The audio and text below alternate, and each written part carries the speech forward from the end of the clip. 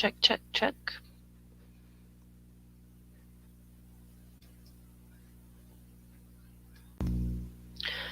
Big up, everybody. Welcome. Good evening. I hope everybody's doing well.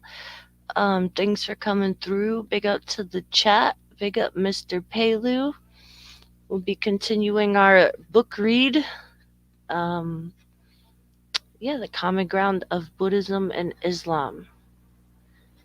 So thank you to my Yeah, co-host. yeah. Hi everybody. Yep. Hi everybody. Thank you for coming us. Hey, I'm gonna save a thing I was telling you about earlier. I'm gonna save it for later. I'm not gonna do it right now. I'm gonna save it for later. Okay. Okay, yeah, okay, okay, yeah. So thanks everybody. Thanks everybody for coming.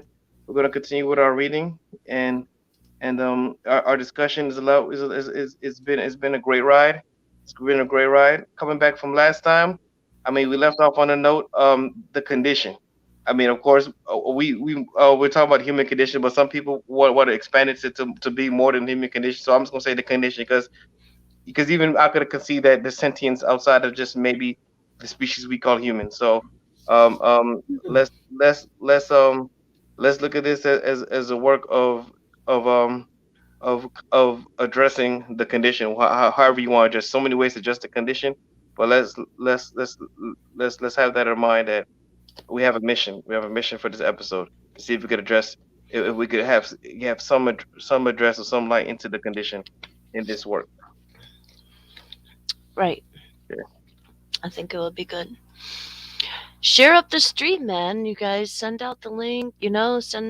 Share it in your groups. Let's get some people in here. It's nice to have like a more educational type thing instead of yelling and screaming and carrying on. And yeah, get the word out there. Share, subscribe, hit a like. Um, if you're propelled to.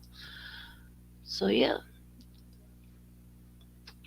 All right. So you want to get back into the just go right for it because we ended off right here. Yeah, go into the reading. Yep. All right. Ignorance here is identified with its ultimate consequence, suffering. Salvation from suffering is thus achieved through knowledge.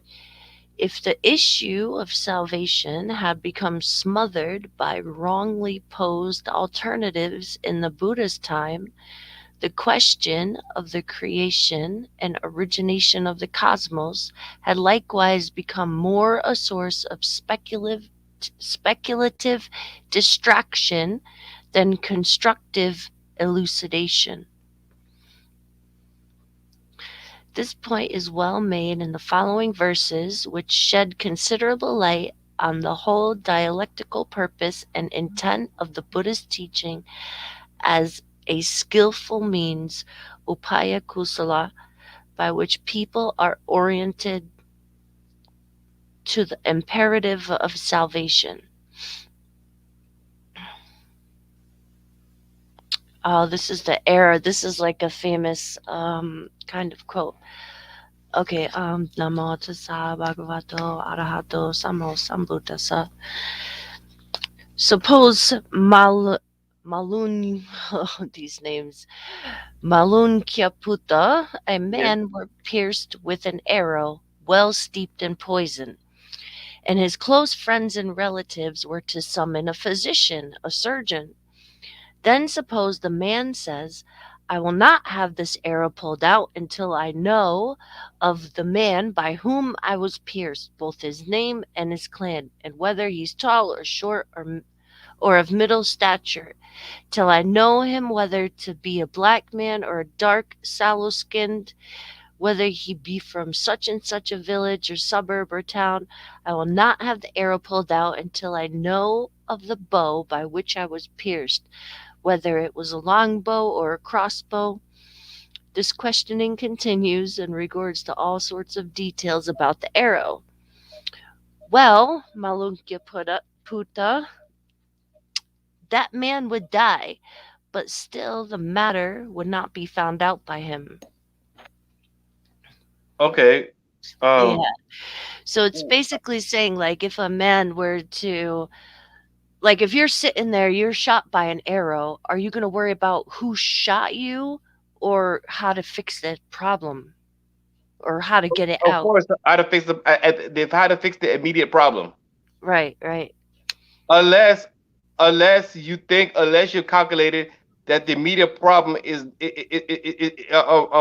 immediate problem will unless you calculated the immediate problem is not as is not that severe enough that because you could think the immediate problem is not. I mean, the first thing you're gonna think is that, right? That's the first exact thing once you get hit, right? But then the issue is how. Oh, so you're right, because then the only issue I would say is how long after can you switch gears? But the first gear will always be, oh, let me just the immediate problem. So that would be true, yes. right. You understand? So, yeah, yeah. Because once you get, So, it's almost like somebody punched you in the face. Your first reaction is like, ah, that hurt, but then you might go, hey, I'm gonna get him back. But so it depends how long that first reaction takes to calculate the next move to. yeah, no, But I hear ultimately, you. still the first reaction, yeah. Yeah. Which I see, But I and I guess want to in go back. this where he gives so many details, like I think he's trying to, like somebody who was basically like shot from an arrow at long range that was steeped in poison. Like this guy's dying, like he's not just punched or slapped in the face, like he's dying. You know what I'm saying? Like he said this man would die, but the still the matter would not be found out by him. So it's like people use this as like this is where the Buddha denies God, and like this analogy, or this is one of the points where they use to say that, yeah, like why would you worry about who shot you? Just worry about fixing your suffering, like so you could live, you Yeah, know? yeah, no, I see what you're saying. I Yeah. see what you're saying. But that's what I'm saying. I still see my point, right? Even if you know you're gonna die, right? Right? Hmm. Think about this. Even if you know you're gonna die, if you already counted that you're gonna die, there's nothing you could do. So the next move is to think about something else because you already know you're gonna die. So you might as well think about something else. You might as well think about who caused me to die. Yeah, if you already know you're gonna die, you might as well. It might not be found out by you, but you still want to attribute it to something who knows and could find out, could tell you all you need to know in the next life. I mean, so it still doesn't. I see what they're trying to do, but I still doesn't. I don't think they accomplish it. Hmm. I don't philosophically think they accomplish it. You understand? Because it's Yeah, like, I mean, okay, there's a I know ton I'm of like gonna what die. ifs or How, different like like, oh, how am I gonna outcomes. fix what? I mean, of course, you could change it to be like, what if this or what if that, or like this No, could no, be or no, this could be, but like in this specific paragraph or these are the parameters, you know what I'm saying? Like, I think it kind of works, no? no, no. I mean, I don't think it's absolutely okay. So you get hit by the bow. So what's fixing the situation at that point? What's fixing the situation at You that have an point? arrow hanging out of your body. Like Okay, you have an arrow, say, like through your abdomen, yes, which and has you're been done. You're done. which has been dipped in poison. So at that point, you're going to want to find the closest doctor and surgeon that you could find, right? Okay, With the yes. time that you have left, right? Okay. Right. And that's the main focus. Like worrying about the guy is going to do what for your current condition? And I think this is the ultimate, like worrying I about all mean, these details about the bow, the arrow, the guy, what he looked like, how many freckles he got on his left cheek. What is that going to do to get that arrow out of your stomach? I still don't find the case compelling. I don't find this case compelling. I don't find. I don't find. I don't know. I don't know. I still don't. I don't find this a compelling point yet. Okay, Philosophically, so I don't. Yeah. if had you an arrow um in your abdomen, right? At that point in time, worry what good, what what would it benefit you physically and mentally to worry about details until that arrow's out of you and you know you're going to live? Is it of any benefit? The why worry about anything? Like why have worry? But it's not talking about worry in general. Of course, you're going to No, worry if no, you I can know live. You're going to worry if that, you're going to see to, if you're going to worry about, you know, your but that's what I status, mean. That's your what I mean. What urgent I'm trying to say status. is not is I still don't find it compelling. I don't find it go deep enough into anything for me to say like what is this? Okay, so that's why I'm asking you. So, of what benefit would it do this person with an arrow sticking out of them to spend their time worrying about who shot them versus going to get a doctor? Like, you're going to sit there and worry about who shot you and say, I'm not moving until I find out who shot me. What Oh, so benefit are you does so that you say do you're to not you? so you say I'm not moving. So what bet? So what if That's you're what not he moving said. He says, until I you will not find? have the arrow pulled out until I know of the bow by which I was pierced. Like, Okay, okay. what benefit is this guy gonna have? What is this? I don't know, but it's like okay, it's like one of the things like okay, like and it's like one of them type of things. He's like I okay, think and I think you're like, what do you mean? And so, it's like, like it's obvious, like, it's obviously not going to benefit you to lay there and worry about the arrow that shot you. Like, you know this. This is common sense, Mr. Pelu. no, No? it's like it's like it's like what? It's almost like what? It's like what is like I don't get I don't get I don't get the it's like I missed the punchline. I'm not getting the punch. I'm really not getting the punch. Okay, so I don't know how else to put it. Like, literally it. What benefit is it going to do you to wait for care until you worry about who shot you? What is that going to do? No, of Is that course, going it's to not going to do benefit you in anything to any wait way? for care. It's not going to do anything to wait for care until. I Right. don't get. Okay, wait for care until. Well, that's Wait what he for care. said. I will not have the arrow pulled out until Okay, I know of the bow by which I was pierced. okay. I'm So trying to he's find not going this to pull it whole. out. He wants to keep. He wants to keep it in. So he wants to Yeah, keep it until in. he finds Okay, out who did it. he wants to keep it in. So why would you keep it in? Why you take it out? Of course, you want to take it out first. Of course, you want to take it out first, right? Okay, and Right. So that's the. but it's like it's still not. It still doesn't do anything. I mean, He I wants don't to take know. it out first. Okay, so he takes it out. He don't want no. So if you want to take it out, okay. If you want to take it out, right? How does he know he could even take it out?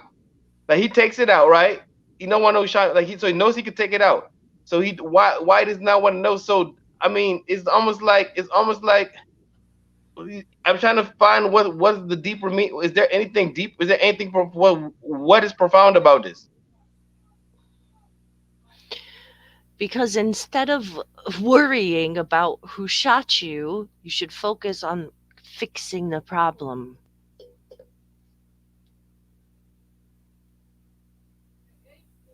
If you think it's profound, you think it's profound.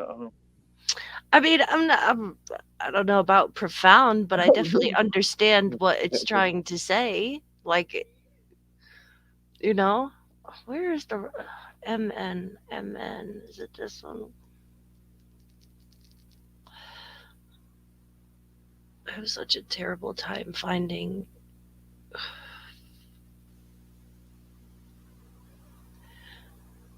Okay.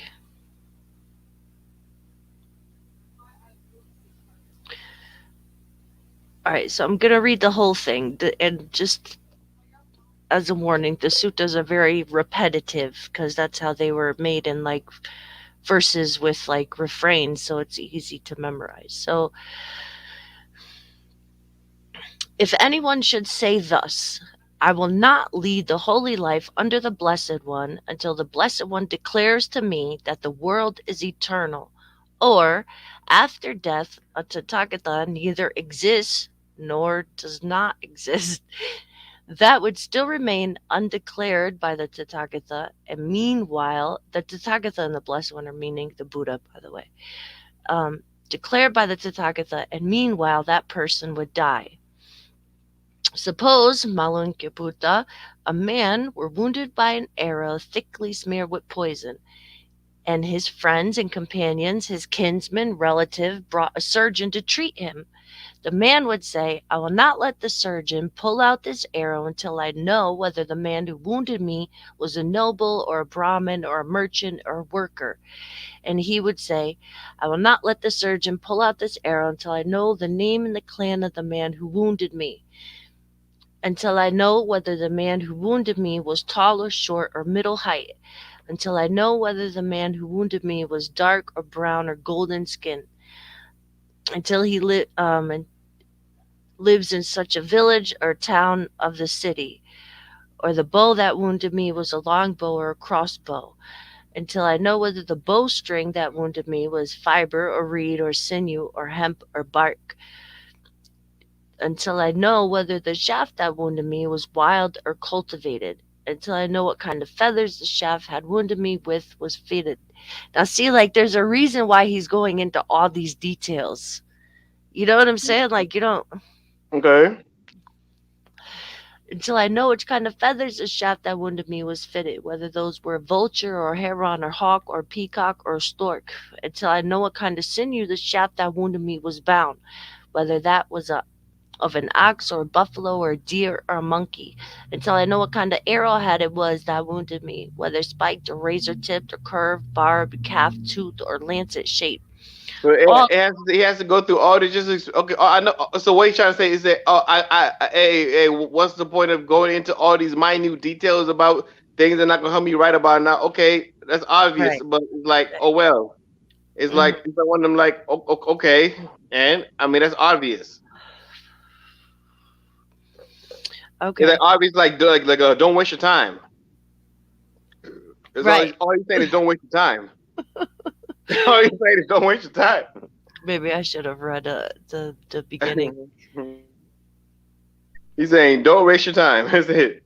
Of course, no, ain't no way gonna waste your time. Yeah, but the thing is, we gotta find what is it to waste time. We gotta derive the proper metrics so we know what not to do and what to do to maximize our time efficiency.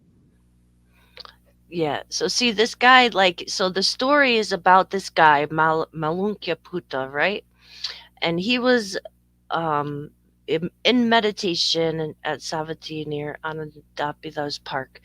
So he had a bunch of things that he was asking the Buddha, and the Buddha would not answer him. So like, and he was getting frustrated. So he was thinking, he's like, I'm gonna go to him and um I'm gonna ask him all these questions, and if he doesn't answer me, then I will abandon the training and return to the low life. So when it was the evening, he rose from meditation and went to the Buddha. After paying homage to him, he sat on one side and told him, Here, venerable sir, while I was alone in meditation, the following thought arose in my mind. These speculative views have been left undeclared by the Blessed One. If he does not declare to me, then I will abandon the training and return to the low life. If the Blessed One knows, is the world eternal? Let the Blessed One say to me, the world is eternal. If the Blessed One knows the world is not eternal, let the Blessed One declare to me, the world is not eternal. If the Blessed One does not know either the world is eternal, the world is not eternal, then it is straightforward for one who does not know and does not see to say, I do not know, I do not see. So if the Blessed One knows the world is finite or the world is infinite, the soul is the same as the body. The soul is one thing, the body is another. After death, a Tathagata exists. After death, he does not exist. The Blessed One knows after death, Tathagata, both exist and does not exist. Let him say that to me. If the Blessed One knows after death, see, like they're just very repetitive. Let him say that. It's the same thing. If he doesn't know, then let him say, I do not know, I do not see.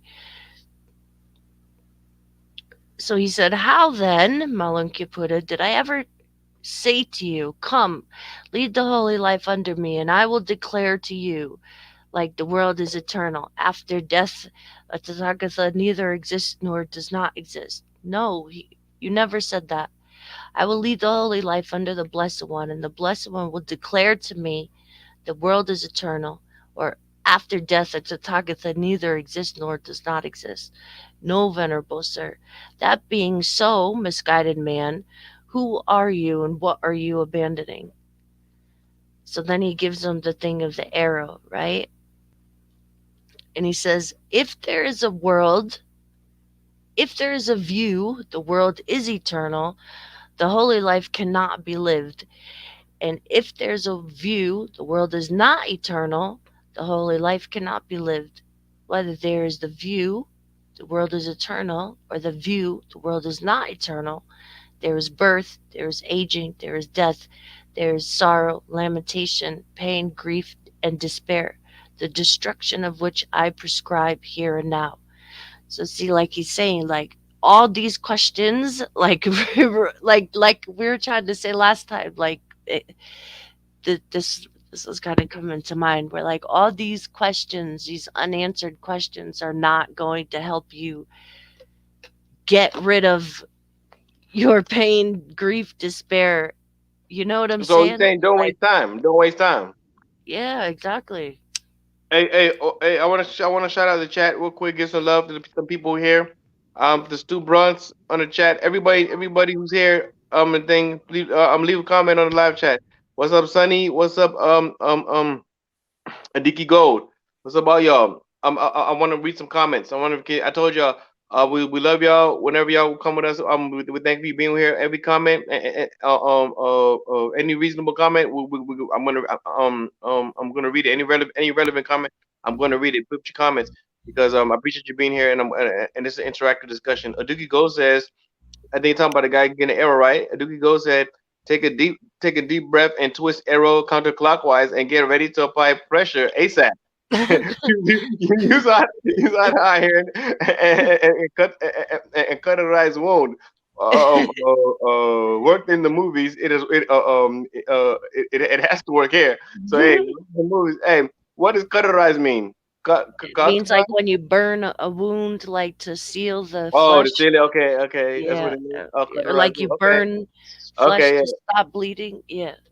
okay. That's correct. Yeah, I know something. Yeah, you burn it. It's like yeah it's like you wound yourself, but you make a burn wound to close up the gaping wound. Yeah, I remember Yeah, there was some movie where somebody's limb got chopped off and they were like, I'm sorry. And then they just took a iron, like a hot, literally like a hot iron. Whatever that movie is the he's worst talking thing in the about. history of mankind. That is so Uh, terrible to go through, and people go through this shit. You know, I mean, I'm sorry for cutting. yeah.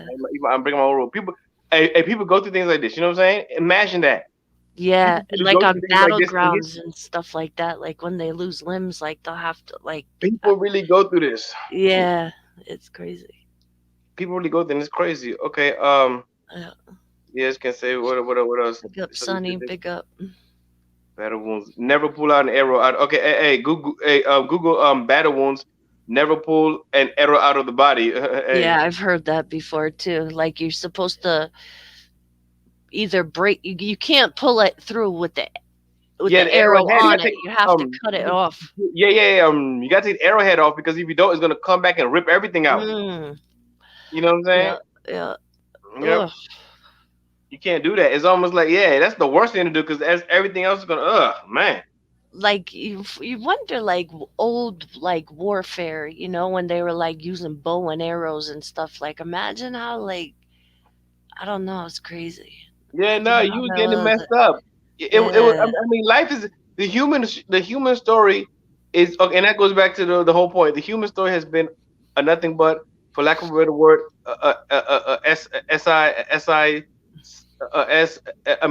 SH star T show. You know what I'm trying to say? Yeah. And that's what the human story has very much been. Of this, the story of human treating of mankind's treatment of each other. It's been that way. And that goes back to the point I came into this show with, piggybacking from how we ended off last time, is the condition. You know what I'm saying? Hmm. We're addressing the condition. How do we deal with this condition? I'm just gonna go ahead and say human condition. I know some people want to expand it, but for us, but I know for a fact, I think we could say uncontroversially that me and Jen are humans, and we're talking to humans right now. So I'm gonna say the human condition, right? The Hmm. human condition. I can confidently, objectively. I know it might be problematic for some, but I confidently say the human condition. Yeah, the human condition is what we're trying to address, right? And it's good that we came up with that, because if we look at this, no matter what, that's always we always have comparability when we're talking about the human condition, because we're all Facts. human. As long as we're being sincere, we always have comparability in the human condition. You know, so Yeah. sincerity could bring us is one of the things that could bring us together, that could find common ground, despite our theological, even philosophical. Sometimes we might try to even philosophically harmonize, but we can't philosophically harmonize. But we still have the reality of the condition. You know what I'm trying to say? Yep. Yeah, and if we take handle the and if we handle and if we're being sincere about the human condition, there's always comparability between us. You know, from what I could tell. If I'm wrong, let's please, something make me aware of the error, if the error in my analysis, if there's any, somebody or something make me please aware. But that's what I'm going with right now.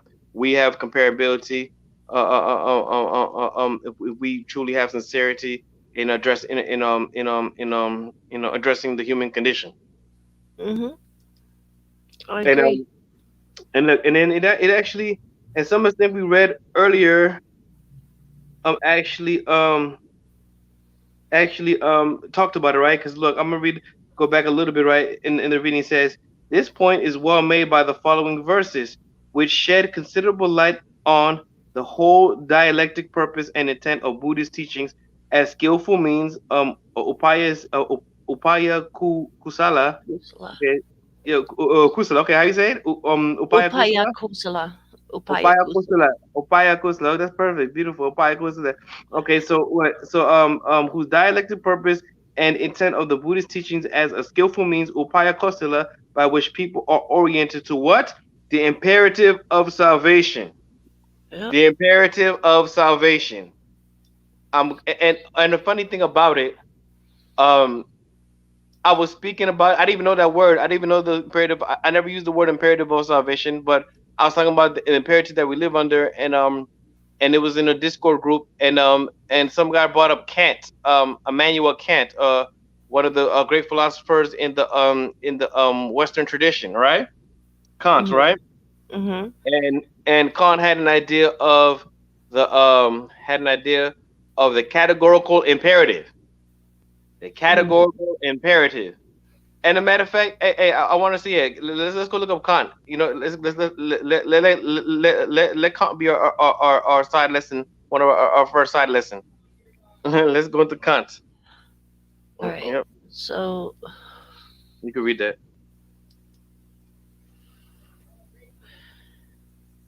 the categorical imperative is the central philosophical concept in the deontologi- deontological moral philosophy of Immanuel Kant. Introduced in Kant's 1785 groundwork of the metaphysics of morals, it's a way of evaluating motivations for action. It's the best known in its original formulation: act only according to that maxim whereby you can, at the same time, will that it should become a universal law. Okay, According to okay. Yeah. I'm Value and motivation. I'm gonna read a little bit about deontological ethics, right? Because that's the topic, right? Deontological ethics, right? Because remember that word they use, right? Deontological. Okay. Yeah. The word deontology derives. Okay, and this is from Stanford Plato. Okay, Stanford Plato said the word deontology derives from the Greek words for duty, deon, and science or study of logos. So I know logos also means like where we get the word logic from. You know what I'm saying? Anyway, Mm-hmm. so yeah, so it's contemporary in contemporary moral philosophy. Deontology is one of the kinds of normative theories regarding which choices are morally required, forbidden, or permitted. In other words, deontology falls within the domain of moral theory that guides and assesses our choices of what we ought to do. Deontic theories, in contrast to those that guide and assess what kind of person we are and should be, and that is er,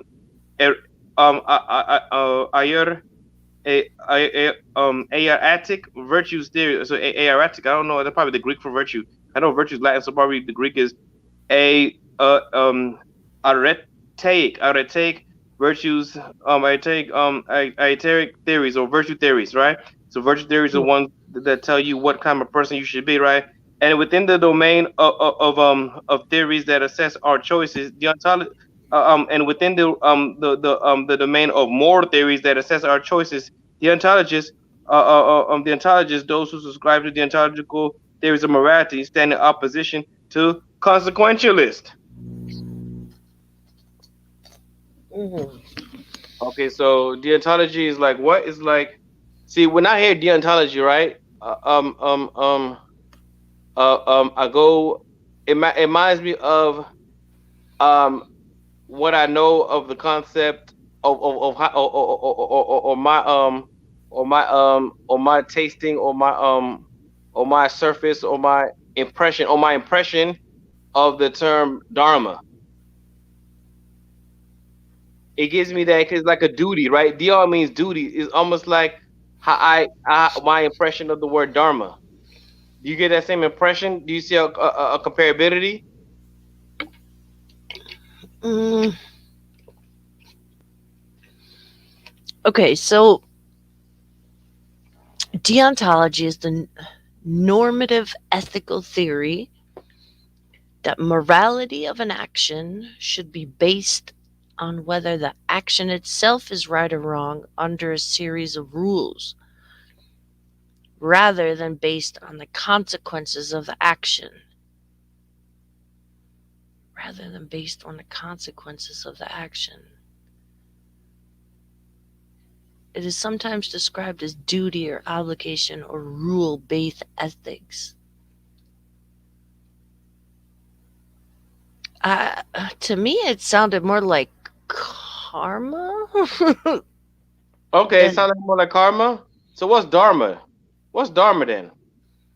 dharmas are all phenomena or So karma. So that's karma then. So this is karma deontology is is more like like action. Karma is karma's action. action. Okay, so this is karma. Yeah, so it's based on the act. So this is saying it should be based on whether the action itself is right or wrong, I rather don't than the know. consequences. What is the I mean, it's like yeah, because wider than the consequence, the consequential. So what consequentialism be? Consequential will be dharma, and deontology will be karma. No. Consequentialism is the act. So, like, all right, I'm trying to think. So, like, if you rob a store, right? Consequentialism is saying that the robbery is the bad part, and the other thing, the deontological, is saying that the thought of the robbery is the bad part, right? No, I think the deontological says the doing the robbery is duties. And let me go back to dharma. Dharma, the eternal and inherent reality of nature of reality.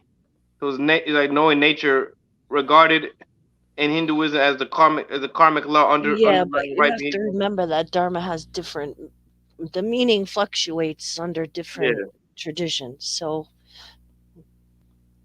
dharma's not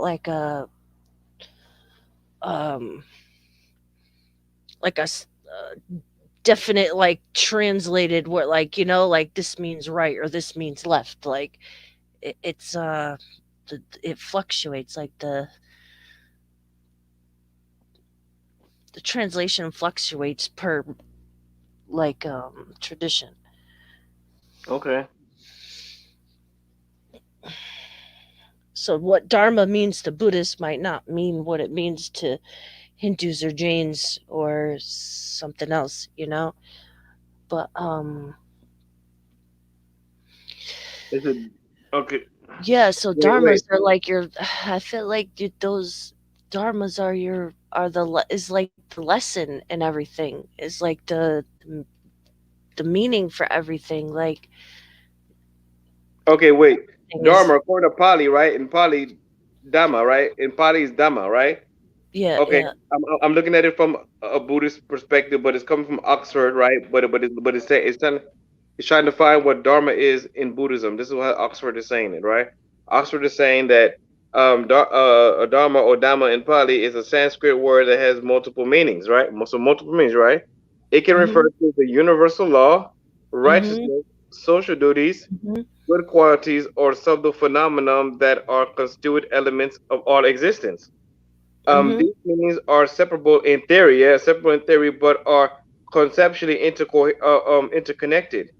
The Buddhist teachings, the Buddhist teachings express the true nature of reality, lead to development of good qualities, and accurately represent the constant elements of the universe, how they operate, and how they affect the religious life in Buddhist literature, Dharma, and that's good to say the religion because Buddhism is still a religion, even if it has different ways of expressing itself than other religions might in terms of theoretically or theistically. It's still I can still say it's a religion, given a comparability to other religions. You understand? Okay, Mhm. okay. So in Buddhist literature, Dharma. In Buddhist literature, Dharma often refers to Buddhist teachings and practice in general. In this sense, Dharma is used by Buddhists to encompass everything that was taught by the Buddha, or more precisely, what was a given tradition believes was spoken by him. Yeah, because many different traditions, right? For Buddhists, for Buddhists, Buddha Dharma accords with and describes universal truths and details a path to salvation through which one overcomes suffering, dukkha, and and escapes from cyclical existence, samsara, right? Okay, and I'm gonna tell you why, right? It says what? I'm gonna say overcome suffering, right? So it's overcoming suffering, right? So the path to salvation, overcoming suffering. But then when we go back to the reading that I was reading, right? In the book, right? In the book, right? It says, it says what? The imperative of salvation. So, um, um, uh, um, um, um, that's why I went back to the ontological. So it's like it's salvation and imperative, and that's what I was getting to the conversation last time about dukkha. If dukkha is absolute, right. If we're saying that in Buddhism, dukkha is absolute. That's kind of what we would say last time from with the people there. If we know there's always dukkha, and that's what the Buddhists were referring to the condition or the human condition, the dukkha. If we know dukkha is absolute, or wouldn't it always be an imperative for salvation, an imperative for dharma? Because that's what dharma is. Because dharma is Mhm. what? Because what is dharma? What is described the universal truth and details the path of salvation through which one overcomes what dukkha and escapes from cyclical existence samsara. Mhm. So Dharma does sound like it's something deontological in the way Buddhists are describing it. Yeah, probably. I mean, I got a little bit lost there, but I guess I can see the because it's. I mean, I don't know. Deontologicals. It sound.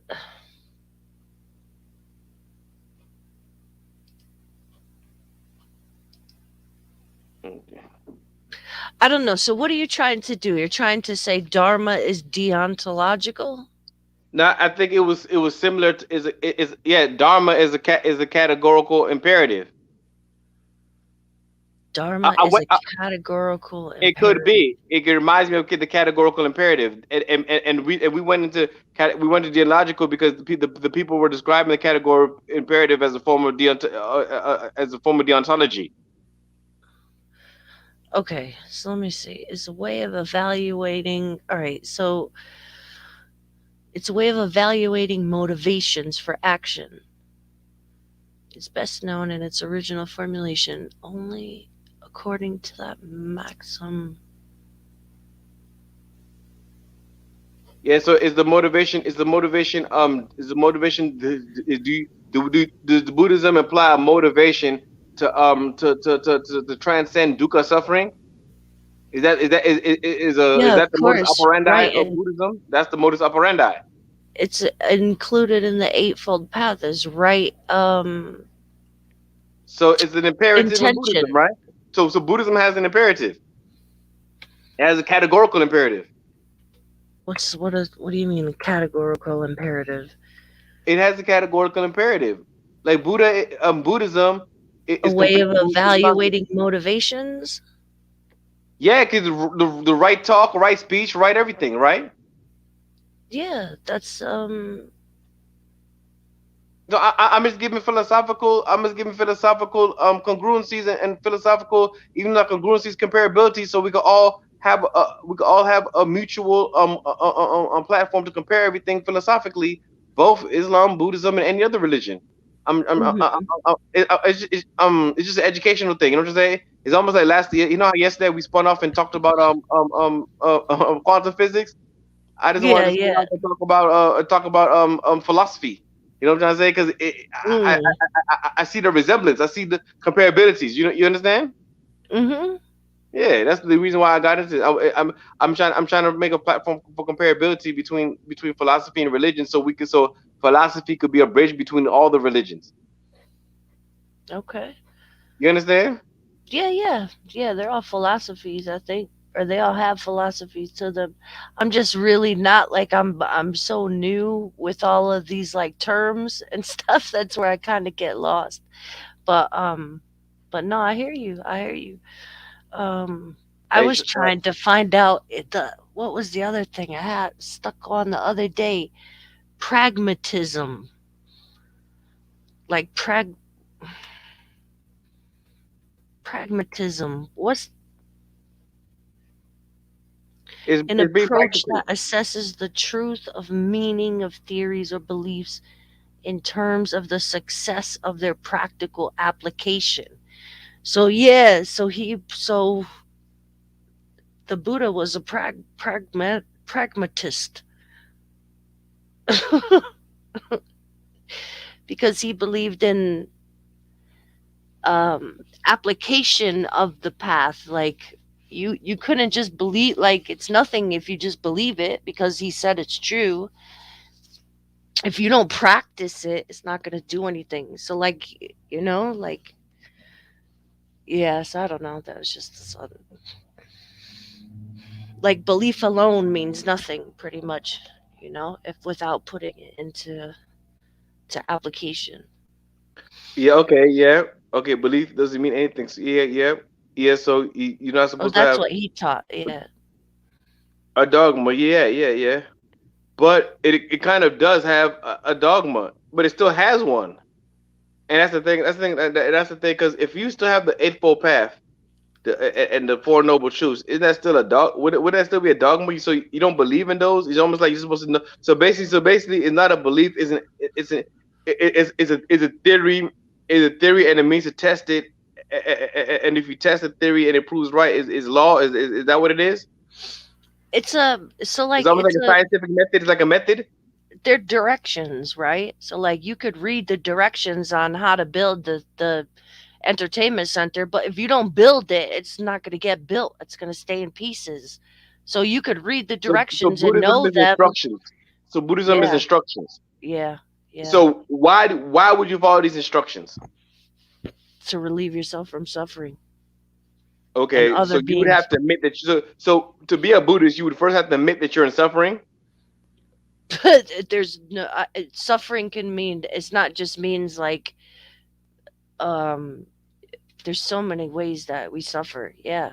Every time like if you have a food craving and you don't get it, that's a form of suffering. If you expect somebody to come through for you and they let you down, that's a form of suffering. Like, above all the obvious, like, yeah, like someone dies or something and we suffer, or something, tragic happens, like, you know, I don't know, you lose So everything what if and you don't you admit you? suffer. What if you don't admit to suffering? If you don't admit to suffering, you Then fall you're outside of then I you fall don't outside of Buddhism. I mean, I don't see any. I don't know who's free of suffering, like, The really. reason is I'm gonna tell you the reason is because wouldn't that imply a dogma? Wouldn't suffering itself be? Wouldn't dukkha be the dogma of Buddhism? No, dukkha is a truth. Like, it's a You fact. say it's the truth, right? It's a But 100% fact. There's nobody on this earth that doesn't experience suffering one time or another in their life. okay, so that's your absolute. So your absolute. So your absolute. Okay, no, it's fine, and I respect that because that's what goes back. Because I'm trying to get back to the thing. So Yeah, so there's I four mean, yeah, absolutes. yeah, There's it's there's an absolute, suffering is right? one. But I see, okay, okay, okay. The next step, right? Can a dogma be true? What I'm trying to say is that can a dogma be true? Now, can a dogma be true? Because it can still be dogma. I'm not saying that. Okay, does dogma mean falsehood? Can a dogma be true? So a dogma only means a principle or set of principles laid down by an authority as incontrovertibly true. Exactly. The hell does that mean? Yeah. It not able to be denied or disputed. That's all a dogma is. So is dukkha the dogma of Buddhism? The Four Noble Truths are the dogma of Buddhism. So you have so Buddhism has dogma. I mean, in its technical definition, yeah, Okay. because it's principles laid down by an authority, which would be the Buddha, as as true. Yeah, Buddhism has dogma. the Yeah. rejection of the Christian dogma. Now, how can you say they because that goes back to the thing because it's like is the reason is because it's almost like when I'm hearing this too many times, I forget exactly how it comes. We'll go back to the readings and we'll see it, right? But it's almost like is a continuous attempt for Buddhism to say it's different because of possible lack of dogma. I know forgive me if I'm messing up the narrative, if I'm messing up the discourse, but it seems like the Buddhist discourse that I'm hearing is trying to say that Buddhism is inherently non-dogmatic while still having dogma. It sounds like it's trying to say that. I don't know what I'm missing. I mean, let's go back to Inclined the. to lay down principles as incontrovertibly true. What is? I don't understand. Why are they using this incontrovertibly? Like, not able to be denied or disputed. Yeah, what are you looking at? And So I'm gonna say then, what's up, chat. why do Hey, they what's have up, to chat? say that if it's a truth? Wait, I'm gonna say what's up, chat, real quick, just to give everybody Big up who's new Snoopy, people. big up Johnny, Purple Pill Sosa. I Yep. was listening to the song. I think of her every time I hear that song. And I love Sosa, oh, You the gotta take that Rosas, Testarossa. Rosas. There you know, Sosa. boy. You ain't getting no more. No, And whatever. No, cause come I'm on. messing with them old boys. Yeah, yeah. Yeah, it's like Chief Keef. Yeah, yeah. That I Chief Keef. was Okay, like, oh, this is my girl song. it's that Chief Keef. Yeah. The chief keep. It's the chief keep. Let me see if any relevant comments. Okay, okay. There's no relevant comments. Some people make comments, but it's no relevant. Nothing. Y'all come with the relevant stuff. Come with the relevant stuff. Hey Snoopy, it's not about this is it's actually a philosophical educational one. Snoopy, that's what it is. You understand that it's a different vibe on it. So we're not just coming and talk. Is actually we're actually having a philosophical discourse. We're having a philosophical educational discourse. We're trying to learn. We're trying to philosophize and we're trying to learn at the same time. We it's a learning experience for us. So we hope it's a learning experience for y'all as well.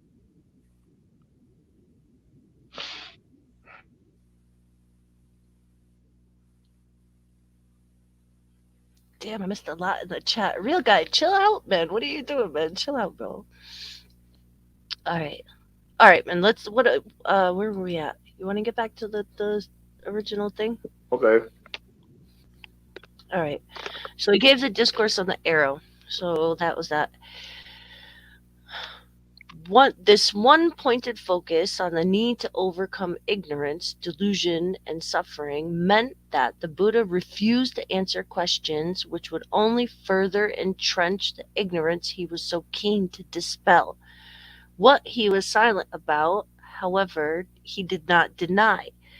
Like all the gods or divine attributes in the Hindu culture of the Buddha's time, Brahma the creator, masculine gender as distinct from Brahma, neuter referring to the absolute, have Okay. become what? Hey, no, the reason I want to stop you because it's funny how they do it. So they have an absolute. So it's almost like Buddhism, not Buddhism. Well, the Brahmin culture, right, or the Hindu culture, as he's describing it. The Hindu culture is basically has a theology of dualism,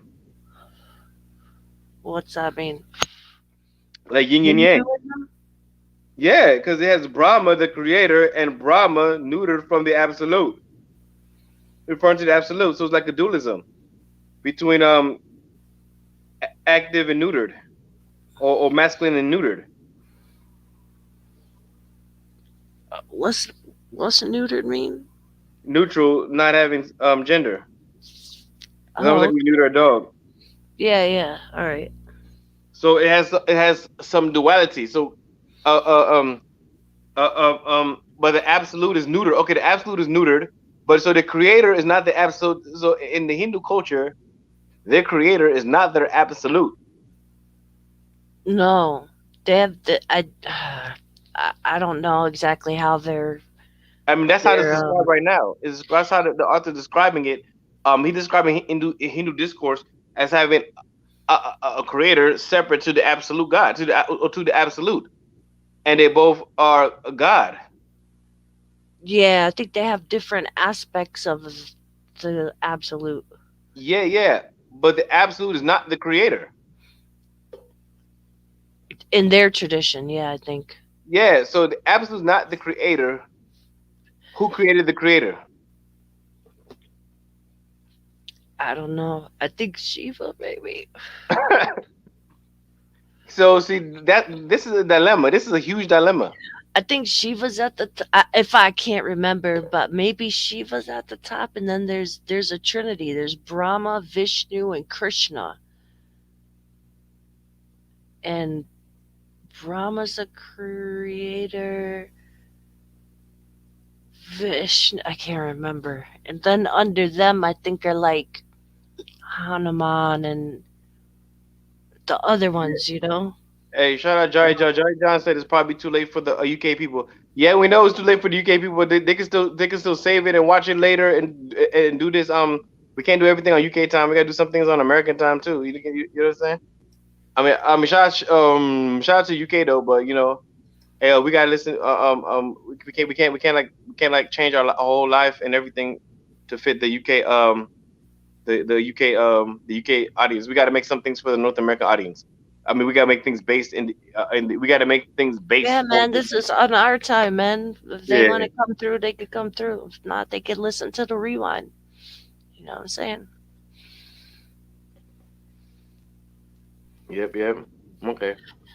All right, did I miss anything? See, that's the thing. So I just want to illustrate that the theology is still even in the Hindu culture, Hindu religion. There's still I just want to illustrate the theology. 'Cause I think it's going to be important as we talk about the issue of God and whether Buddha says a God or not. But first, understand the theology of where the environment he come from. That's why he's putting out this. And I think it's good that he tried to address this issue, and that's what I try to address too with the whole issue of Sanatana. Sometimes you understand because you kind of have Mm. to know Sanatana to know the backdrop of how Buddhism come out according to the Buddhist discourse that I've heard.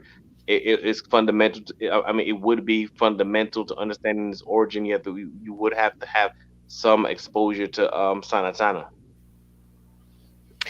I mean, possibly, but I can understand like that since it's not what he taught, then like you just Buddhists generally just follow what he taught, you know? So like Yeah, if no, there's no, no, no. similars then yeah, that's cool, but he wouldn't, like I don't know, like he wasn't bringing that message, like he was bringing No, no, different. no, no, no, no, no. You're right though. You're right though. But if you want to study it as a comparative religion, you would have to do that. Like what we're Oh doing. yeah, yeah, yeah. If If you you want to wanted study, if you want to study it in comparative religion and as religion as a philosophy, it would behoove you to do so. to, yeah, You know what I'm yeah, trying to say? yeah. In the context we're doing it, it would behoove us to do this. I mean, okay, if you're just a lay Buddhist practicer, it might not be it might not be necessary for you. I understand that, right? That you're right. I understand why it might not be necessary for you, right? But if you want to go into this type of study, especially in terms of comparative, you understand? You would have Yeah. to go to the you have to go to Buddha's dharmic origins and the environment that Buddhism came out of. If you want to look at it comparatively in a holistic manner from looking at everything we know about comparative religion to the best of our abilities in terms of the field of comparative religion. First and foremost, the reason why you want to know is because Buddhism has a classification of Brahmic religions anyway. You have to see what is the root of Brahmic religions and where did it come out of? Where did all Brahmin roots come out of? And you have and these kind of things will probably be uh, uh, um, part of that study, knowing that Buddhism itself came out of the Hindu culture. Yeah, yeah, I hear you. All right. Okay. So the solidarity between an individual soul deemed eternal and the gods, also relativities endowed with eternity, needed to be sundered. Okay, hold on real quick. Hold on real quick. Hey, John, I apologize. Okay, that was Purple Pill. I'm sorry, I confused you for Purple Pill. I'm sorry, I'm confused from Purple Pill. I'm sorry, Johnny. That was Purple Pill. So, hey, the thing I said about the UK time, that's Purple. I'm so sorry, Johnny, because it was saying blue. I just thought it was Johnny because I'm so used to the blue, the blue mark being Johnny. So yeah, that's Purple Pill. I'm sorry about that, Johnny. That wasn't that I was I confused both of you together. I'm sorry about that. That was Purple Pill. Yeah, they look the same. Still with the blue. All right. Okay, so yeah, so did you see? So the solidarity between an individual soul deemed eternal and the gods, also relativities endowed with eternity, needed to be sundered. Hence, the doctrine of no soul went hand in hand with that of impermanence on all levels, human and divine. The denial of the soul was, in fact, a denial that the soul was eternal. And this most imperative of all messages was rendered all the more effective if it were combined with the idea that even the gods or divine attributes were not eternal. Included in the category of the gods was that of the creator Brahma, who, while not being denied outright, is perceived as one among the other relativities. Attention to creation translated into distraction from the eternal.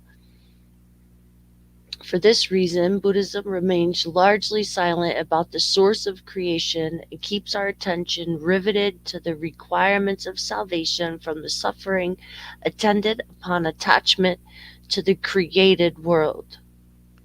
Okay, guess So, what?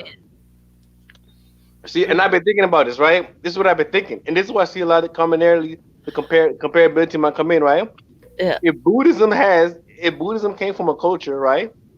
If Buddhism came from a culture that had this type of dualistic theology, right, of Hmm. what God was, with the Brahman and the creator being the Brahman, but not the absolute, right? Right? Listen, right? And even the creator being relative, right?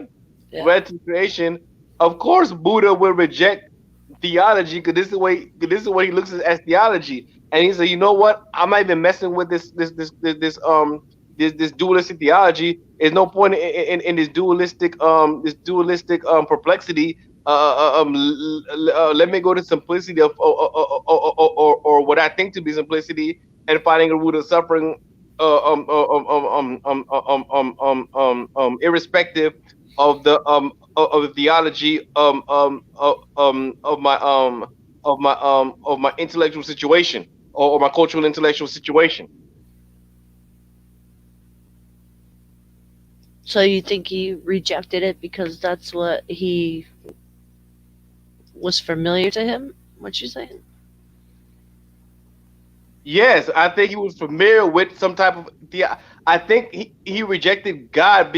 I think his rejection of God or his non or his non assertivity of God came from his association of God to a certain theology that he wanted to disassociate his teachings from or dis Oh, like being or di- dualistic. Hmm? You think he rejected it because he thought it was illogical that it was dualistic? I believe so. I would. I personally, the reason I say that because I personally would. I mean, Hmm. and I would go to monotheism, but I would make the same first move of rejecting that.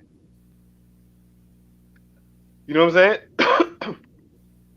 It's almost like if I grew up right, like for example, if you grew up like a Trinitarian and you say, guess what? The first thing you're gonna do is say before you even become a monotheist, you say, I'm getting rid of the Trinitarianism first. I'm saying, okay, this is wrong, right? Now I'm going to do monotheism, right? Something like that. So I understand the first move to reject that kind of theology. Hmm. You know what I'm trying to say? I might not have gone the next route the Buddhism went, but not affirming God after that. But I would have I do understand rejecting a theology you see to be inherently erroneous. Yeah, because he knew that like what they were calling Brahma, the creator, didn't create the whole universe. Like he, That's you know, what I'm trying to say. So I would reject that kind of theology outright myself as well. he didn't like he wasn't with all the personalization and this God and that God and you know. No, I totally understand why he did it. I wouldn't go the second move. I might not have gone I might not agree with the next developments of Buddhism, but that first rejection of that, that's natural. Okay, okay, and I'm gonna tell you the comparability, right? If you need to look at the story of Abraham, right, the founder of the Abrahamic religions, right, which Islam falls under, right? Hmm. Abraham did what? His father was what? His father was an idol maker, and first and foremost rejected his father's idolatry and his community's idolatry in Babylon. He was from Babylon, and he rejected Babylonian thought. So Buddha is rejection of Hindu thought. To me, has a striking comparability, or or a striking comparability to Abraham's rejection of Babylonian idolatry. Yeah, that's true. Hmm.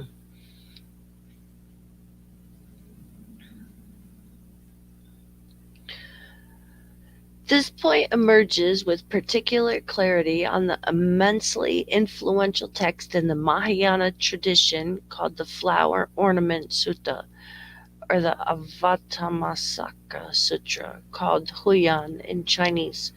I'm not familiar with a lot of these Mahayana texts. Okay. Briefly referred to earlier, let us consider the following verses. All things have no providence, and no one can create them. There is nowhere whence they are born. They cannot be discriminated. All things have no provenance.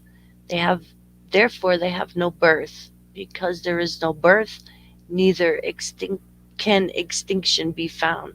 All things are birthless. They have no extinction either.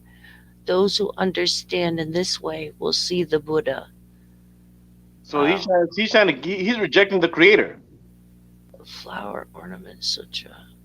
He rejected the creator because of his relativity, of the relativity of what the creator was. In I suspect he's rejecting. Okay, I'll put this. I suspect he's rejecting the creator because of the relativity of the creator in the Hindu tradition, as as related in the discourse that we're reading. I would posit that. Now, the difference between now the path that Abraham and I made a striking similarity to the path that Abraham took in rejecting Babylonian idolatry. I mean, but then Abraham's next path was to accept monotheism. Now, now that's where that's oh absolute, and especially absolute monotheism and affirming of absolute monotheism. That's where Buddhism and Abrahamism and the Abrahamic faith might have their first discontention, right? But the initial rejection of error, of what people can assess to be clear error by the best of their ability, is shared by both traditions in its preliminary. In its preliminary impetus.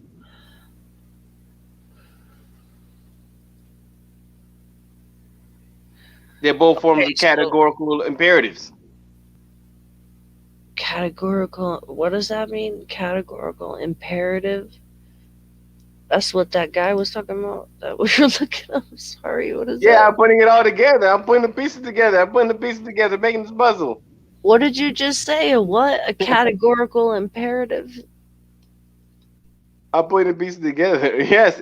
Remember we say the categorical imperative from Kant?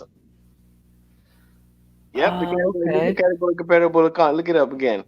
Yep, Go yep. Wikipedia those.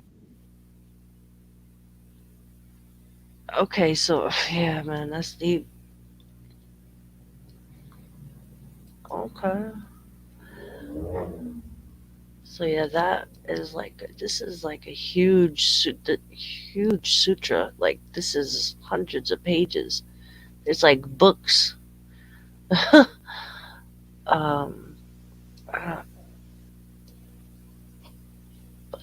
okay, so the fact that these statements on the beginningless nature of things, and thus the absence of a creator thereof, are intended more as mystical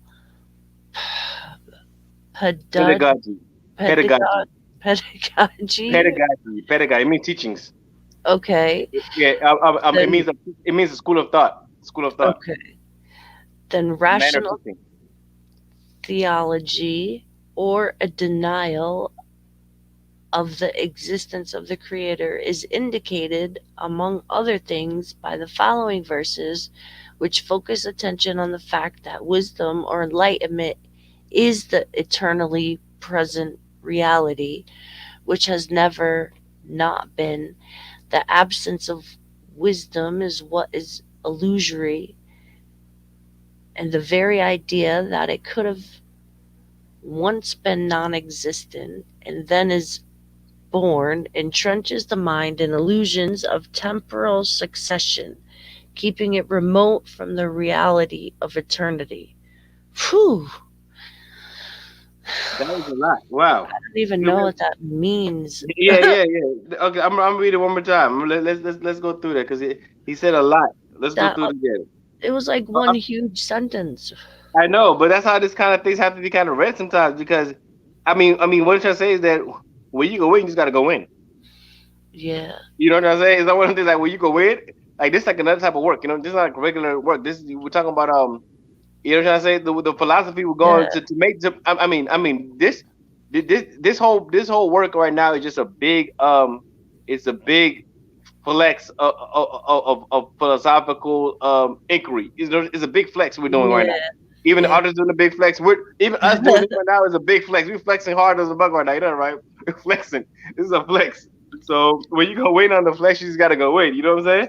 Okay. Yeah. Okay. So okay, the fact that these statements on the beginningless nature of things and thus absence of a creator are therefore intended as more mystical pedagogy than rational theology. Okay, you're trying to say that it's just not supposed to be taken as that what theology is. It's supposed to be just a teaching. So you might gain something from the teaching. It's almost like you're trying to say that it's almost like you're supposed to It's just more mystical you're supposed than to, nah, supposed to be like it's more contemplative than okay. like It doesn't have it doesn't purport or its factuality is irrelevant. Its factuality is irrelevant. It's it's it is a tool of contemplation, right? Its factuality is irrelevant.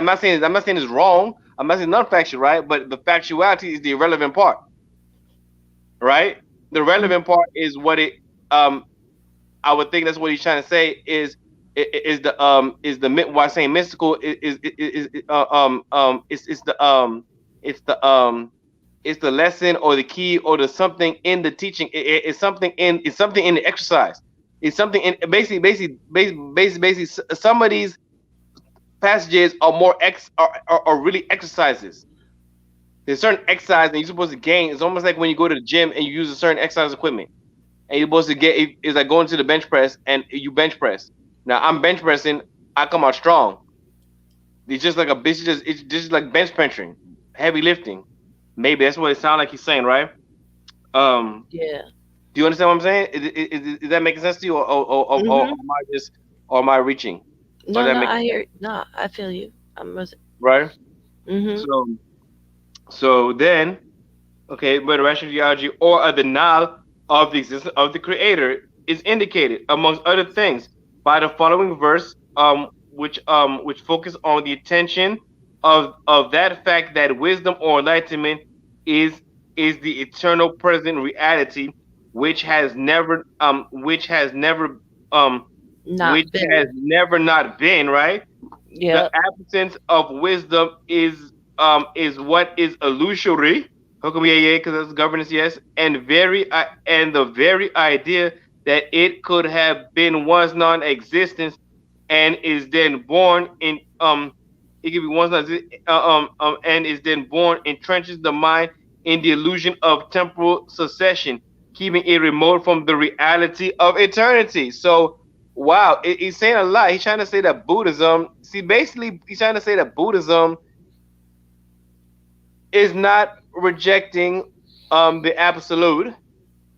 The Mm-mm. absolute is there, but it's like it is um it is separated from the creator. So it's trying to it's like is in a way why not it's like it's worshiping God without calling it God. He's just trying to that's what he's trying to say in a way. And now he's Mm. going to give the evidence of how Buddhism is worshiping God without calling it God.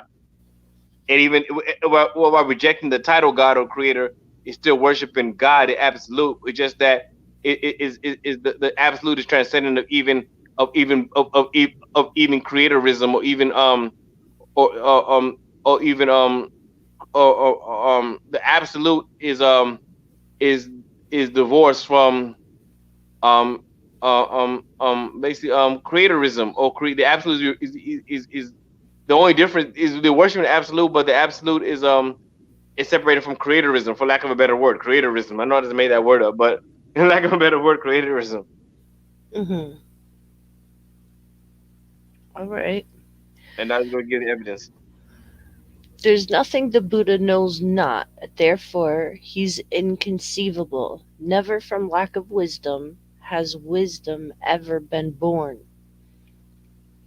A wisdom that could emerge into existence after having been non existent cannot be authentic wisdom.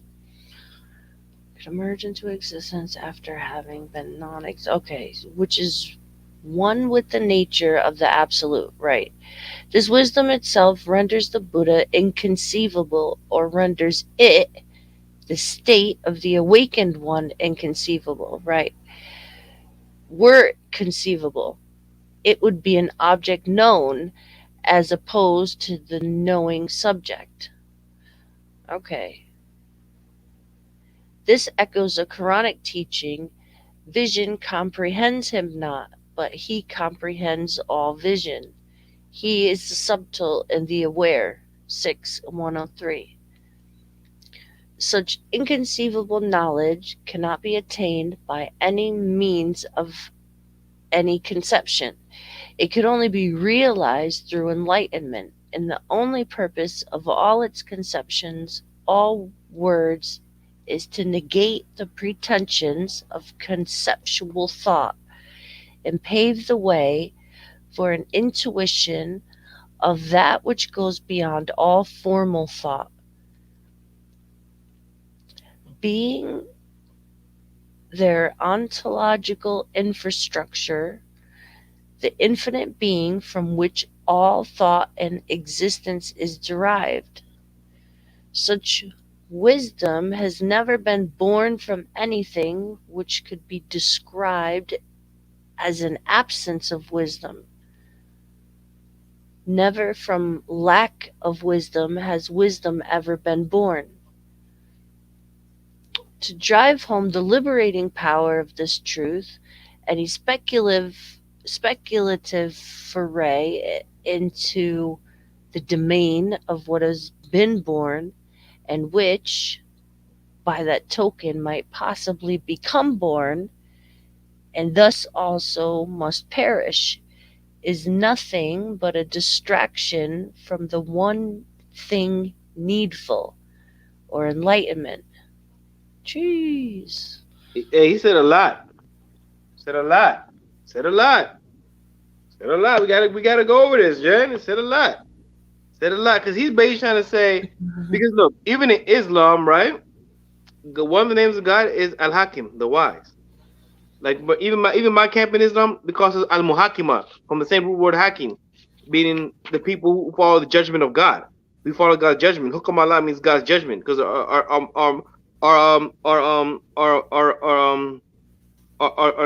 theme is La Hukma Lila Lila, meaning there's no rule except God's rule. But the same rule we use to rule is the same root word that means wisdom. And even God's name is the wise, Al Hakim. So it's like the author's trying to say that wisdom is an eternal truth in Buddhism. So they are worshiping God and calling it wisdom, but that's the same as God as the Muslims worship, but the theology is different by not attributing creator status to that wisdom. Right. So it has a theology in some sense. It can say to have a theology if you were to look as wisdom as being the God, but it's not a creatorial religion. It's not a creator centric. Okay, it don't have a creator centricity. It's not creator centric the way the Abrahamic religions are, but it still has some form, something that can be called theology is still observable. That's kind of what the author is trying to say. In my analysis, in my interpretation, or my reading, or my assessment, that's the point being made in this part, in this section of the reading. Right. It's like stressing how he didn't want to attempt to like label it, right?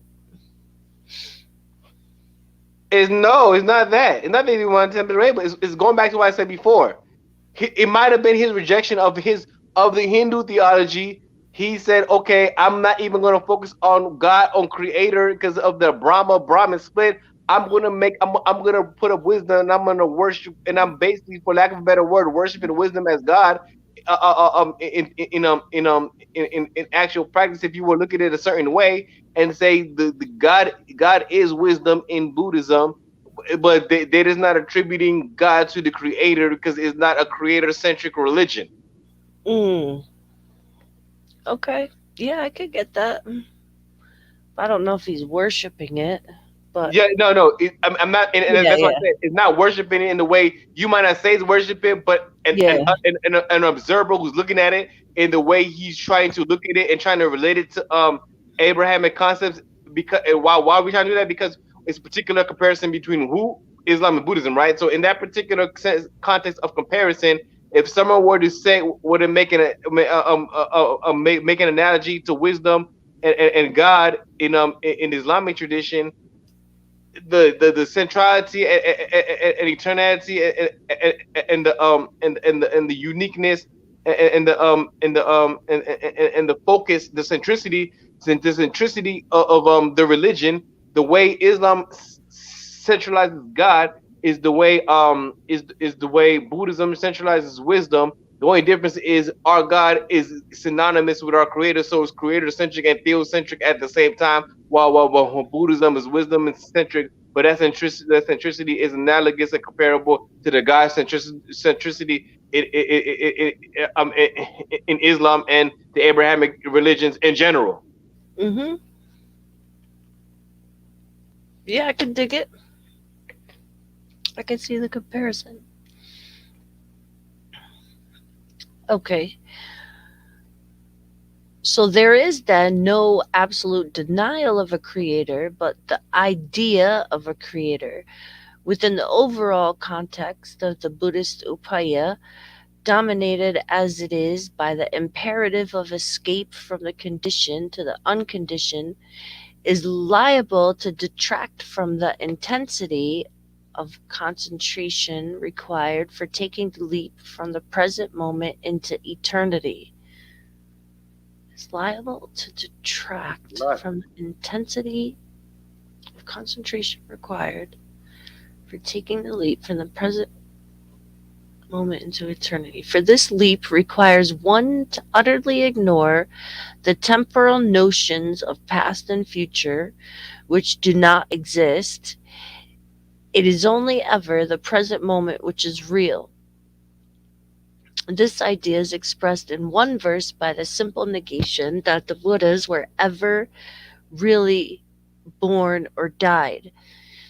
The Buddhas do not come forth into the world and they have no extinction. Commenting on this, Thomas Cleary writes, all Buddhas attain great enlightenment by the timeless essence, instantly seeing the way. Views of past and present and new and old do not exist at all. One attains the same enlightenment as countless Buddhas of the past and also becomes Buddha at the same time as the Buddhas of countless ages of the future by personally witnessing the timelessness of the past, present, and future. Because there is no time, there is no coming or going. And this serves also as comment on the following verses of the Avatamasaka Sutra, which was the same one, the Garland Sutra. Just as the future has not the marks of the past, so also do all things not have any marks at all. Just as the signs of birth and death all are unreal, so also are all things void of intrinsic nature. Nirvana cannot be grasped, but when it is spoken of, there are two kinds.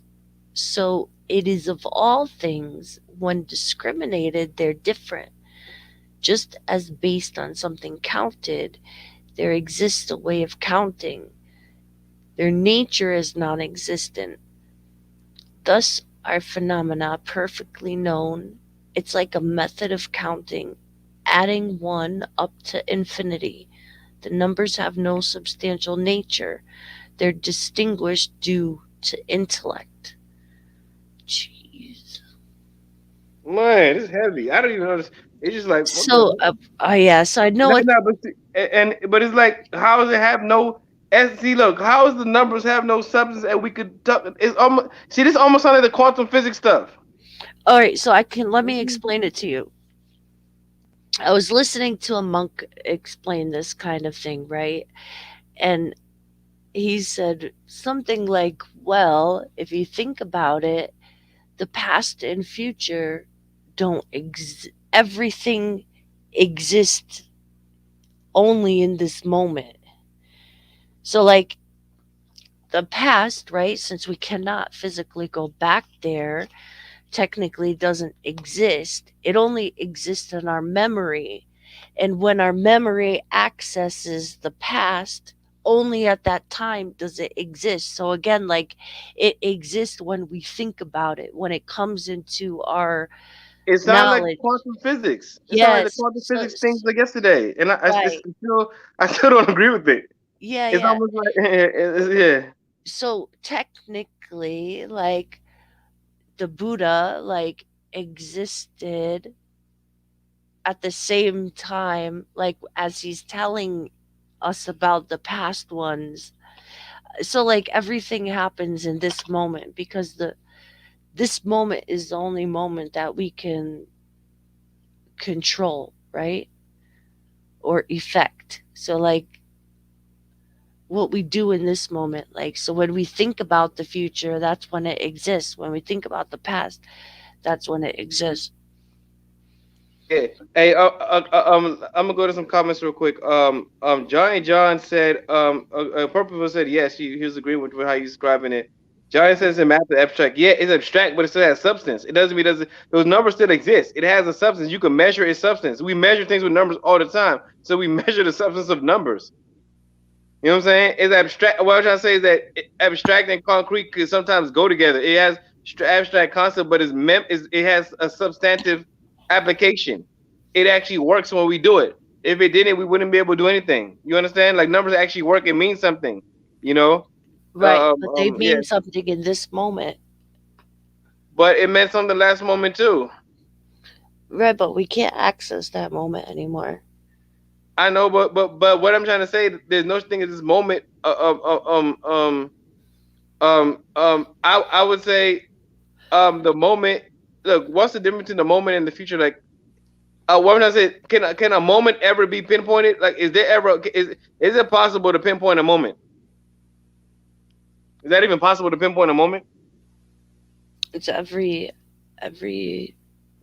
Is no way to pinpoint a certain moment. frame of times that pass, but how long is it? Like seconds? Yeah, I think what it's I'm gonna like say. seconds. So every Okay, but breath is a moment, right? if you want to break it down, no, After if you you I'm exhale, the next inhale, like your previous exhale, okay. is the Who, past.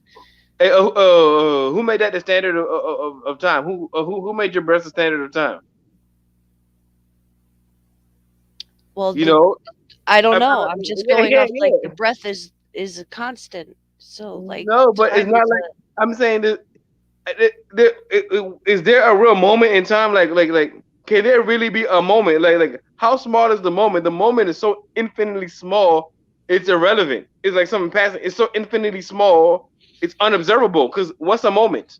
A moment is infinitely small, infinitely right. small. So it's the time that, Every whatever moment in our time is infinite. Like if you take a picture, that's in an infinitely small time. It's right. So it'd infinitely be like small. from the beginning of the brain process to the end of the action, maybe. I wouldn't say that. That's still time. To me, that's still a matter of time. That's not a moment. That's not an instant. I mean, I don't know, but this is where he's going with the whole thing, right? Like, the present moment is the only moment that exists, like the presence, our presence right now, and the Yeah, past yeah, and future. yeah. But I think what he's saying is infinitely. Okay, if let's say he was to say that, right? It's Okay, timeless. So he's no, saying that let's eternity is timeless, no, let's say or let's the of absolute. course eternity is timeless. Of course eternity is timeless. Yeah, Not eternity, the absolute. of course the absolute is timeless. Yeah, I know the absolute is timeless, right? So the absolute is the present is the absolute. Hmm. So the absolute the absolute is eternally is eternal. I mean, the present is eternally small. I want to say that the present, one moment in time, is infinitely small. It's infinitely short. That's okay. A moment in time is infinite shortness.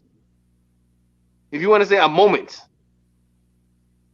Yeah, it's you can't tiny. understand that. A moment in time is infinitely small. Well, it's small.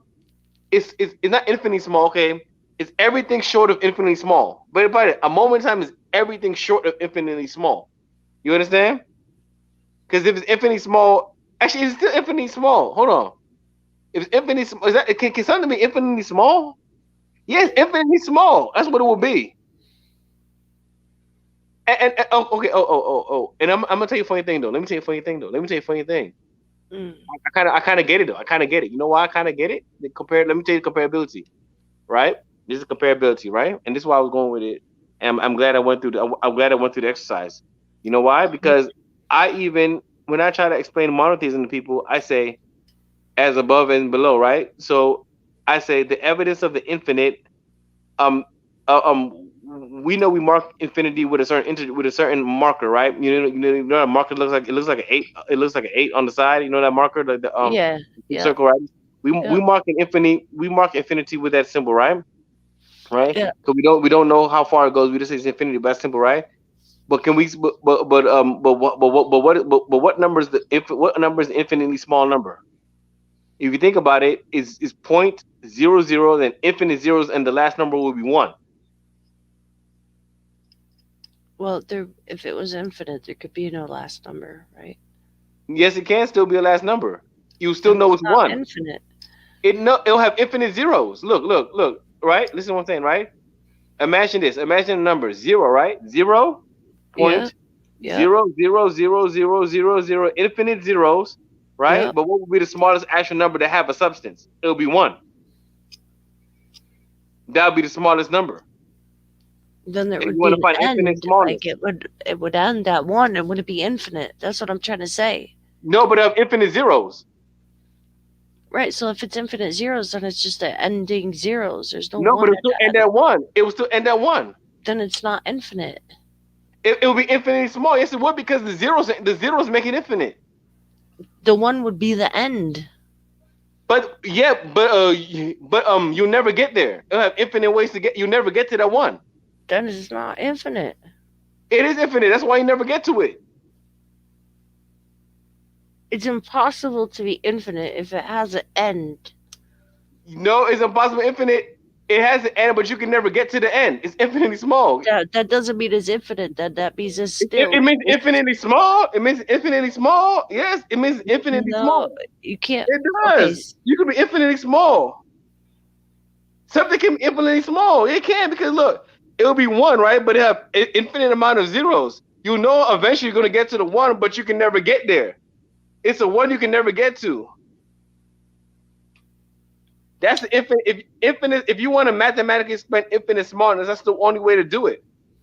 Infinite bigness you can explain with the symbols with the symbol infinity, right?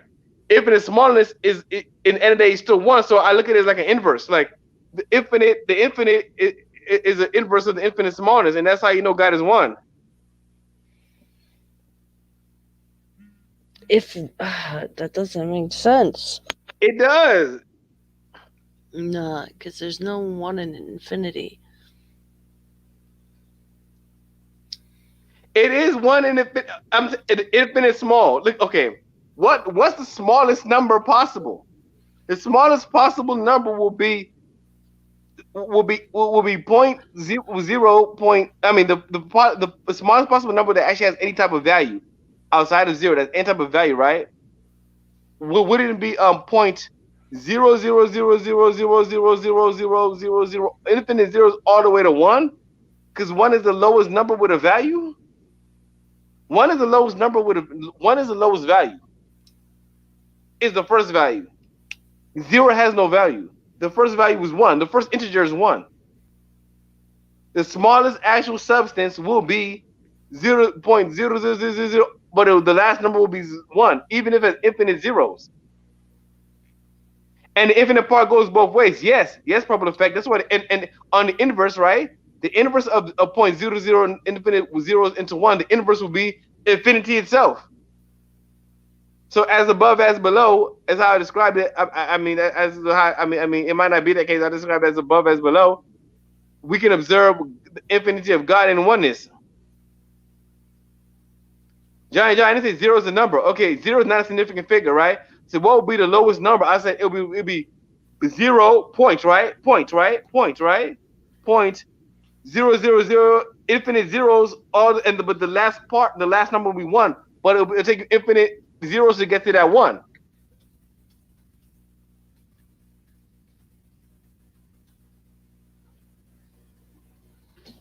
Man, that's the instant. That's the present. I mean, that's the if you want to talk about a real instantiation, it'll be one. The only instantiation of the absolute would be one. I don't know.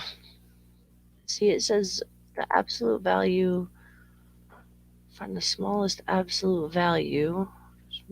Oh, that's some math. What's the smallest So it'd be possible value? zero. That's Zero is the that's smallest possible value. that's nothing. I mean, that is not, it has no value. What's the possible? What's the smallest possible value? Yes, the smallest possible value. Then what's the smallest possible value?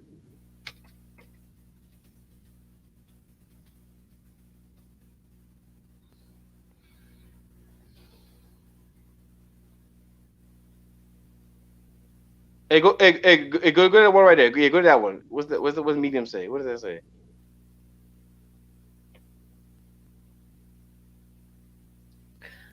What's the smallest number greater than zero? This is one of those simple questions with complicated answers somewhere between there is none and it depends. If you ask a mathematician, they'll tell you that there can't be such a number because it would break math. If you have a number n where n is the smallest number after zero, then there can't be a number n by 2 divided by 2 because n is already the smallest. That means the division itself breaks down, which mathematicians don't like. If you ask a computer, you actually will get an answer as opposed to the real world. Computers don't have an infinite amount of numbers because they simply couldn't fit. Computers store numbers in memory registers. Each register has a fixed number of bits. Imagine if you only had 3 digits. The biggest number you could represent would be 999. This is what happens in a computer.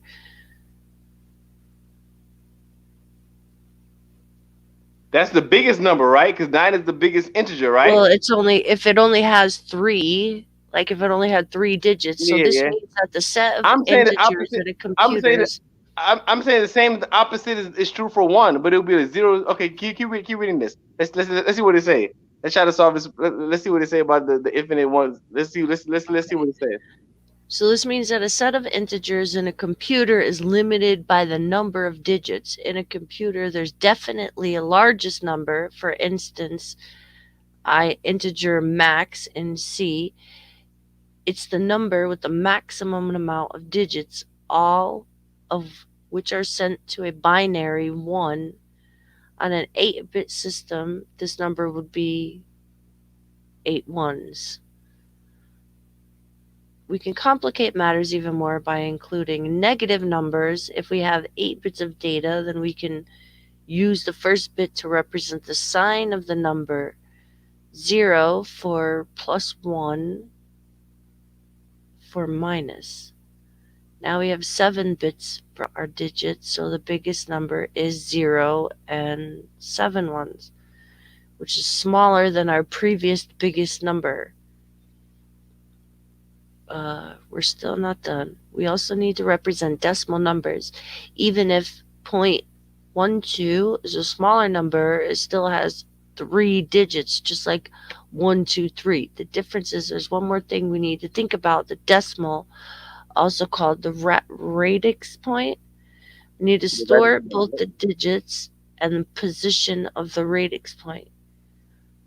While integers are limited in how large they can be, decimal numbers are limited in both size and precision. If you have a fixed number of digits, there's only so many you can get to after the decimal. This is why computers need to round decimal numbers. How do we store these decimals then? Computers only understand integers, so we need a way to store the decimal number only by using integers. yes. Say we have the number 3.14. Let's start by writing all the digits of the number. We get 314. That's a start that we know by multiplying powers of 10, we can move the decimal point around the number. So 3.14 times 10 is 31.4, while 3.14 10, I don't know what that means. 2 is 3.14. All we need to represent the number 3.14 is three integers, 314, 10, and negative 2. 314 is what's called a significand, and this is all the digits of the number written out. 10 is called a radix or a base. We know that multiplying the powers of 10, we can move the decimal dot around the number base 10. Same works for all number bases. In base 2 or binary, you can shift the dot by multiplying by powers of 2. The power we shift is called the exponent, and it tells us where the decimal dot is. So you can write every decimal number as those three numbers with a simple formula. Um, yeah, let's look what I said. Okay, a computer stores decimal number by storing the sign, exponent, and significand in a single string of 32 or 64-bit digits. There's usually 1 bit for the sign, 11 bits to store the exponent, and 53 to store the significand, adding up to 64. With that in mind, let's get back to our question. What's the smallest non-zero number? If we only have 3 digits to spare, the smallest possible number is 0.01. With 4 digits, it's 0.001. If you'll Hey, notice a hey, pattern, move the thing up. Okay, where you at in the read in the read? I'm right here.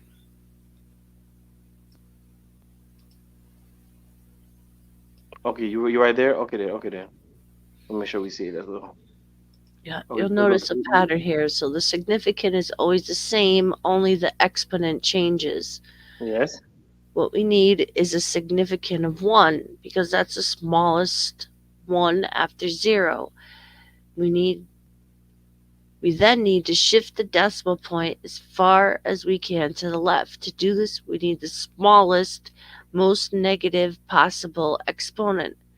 How small depends on the layout of the number in memory. If we have 11 bits for the exponent, we can only write out a number which is 10 bits long, with 1 bit reserved for the sign. In a 64-bit system, smallest exponent is negative 308. In the end, the smallest possible number in a 64-bit system would be around 1 times 10 something negative 308, and that's small. So We so start, what if you had infinite? What if you had infinite?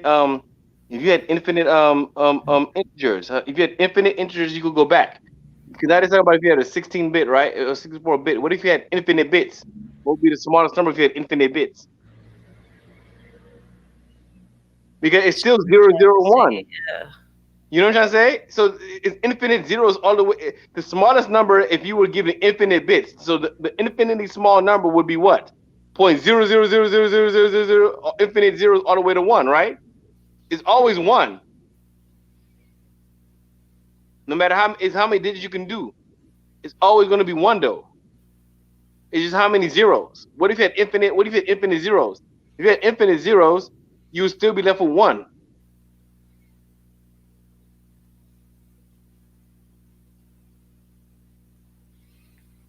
Yeah, so I guess it just well, it depends on the capacity to understand, then, right? Or like it No, says, like how you many can bits you understand. have. You can understand.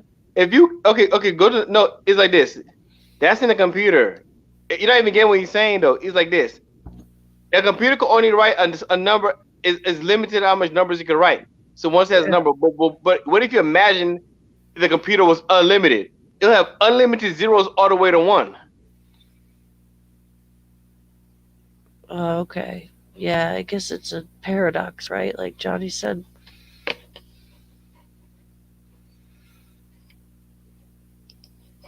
Okay, so yeah, No, it's one of it's those. not a I don't think it's a paradox. I don't think it's a paradox. I think we got it. I don't think it's a paradox. That's what I'm trying to say. I don't think it's a paradox. I think it's kind of simple. It will be zero. If you had infinite zeros, you still have infinite zeros all the way to one. One will always be the last integer because that's always the smallest integer. the smallest possible number. That's the smallest possible number a given computer could do because of its limitations. But what if the computer had no limitations?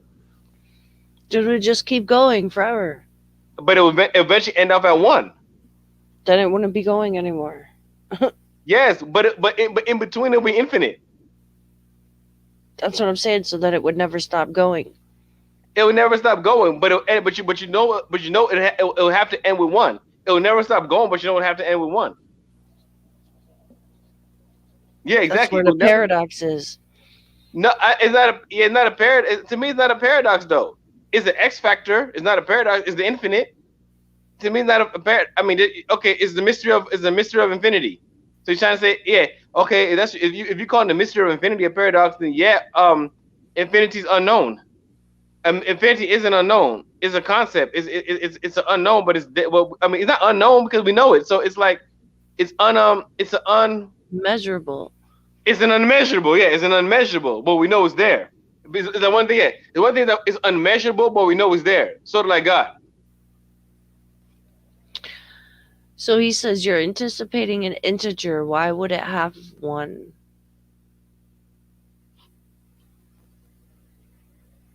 Because if we try to find the lowest integer, the lowest the lowest value is what? The lowest integer is always going to be one. So you try to find the lowest possible number, you would go infinite zeros and you end at one. But yes, it'll be unmeasurable, but you know it's one.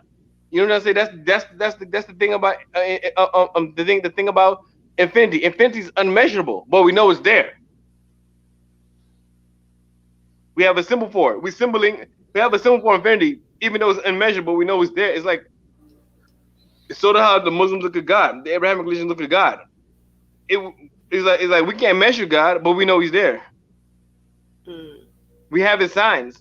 I mean, he's there in logic. He's there. We have His signs, but we have a sign for God, but the sign is immeasurable. You Hmm. understand? Mm-hmm. Infinity is immeasurable, but we have a sign for it. We have a sign representing it, even though it's immeasurable. It's almost like we have a sign for unknown, even though we don't know it. We call it X, right? Unknown is X, right? In math, we have Mm-hmm. a sign for unknown, so we know there's something. We know there's something called the unknown. Then Right. we That's know there's some things we exactly don't what he know. says in this thing. So look, to speak of the past and a fortiori, any creator or originator of what was in the beginning is to engage in something akin to the method of counting. One can add one continuously to each number in the series and never come to an end. One will never, through counting, realize that numbers have no substantial nature. Here, numbers stand for all phenomena which stand apart from the unitive reality. To engage in thought with the origin of phenomena is to engage with those phenomena. From this point of view, what the Buddhist logic of enlightenment calls for, on the contrary, is the radical transcendence of phenomena, which in turn requires one to ignore completely the process by which phenomena came into being, whence the apparent denial of the creator. So yeah, so Yeah. So that's where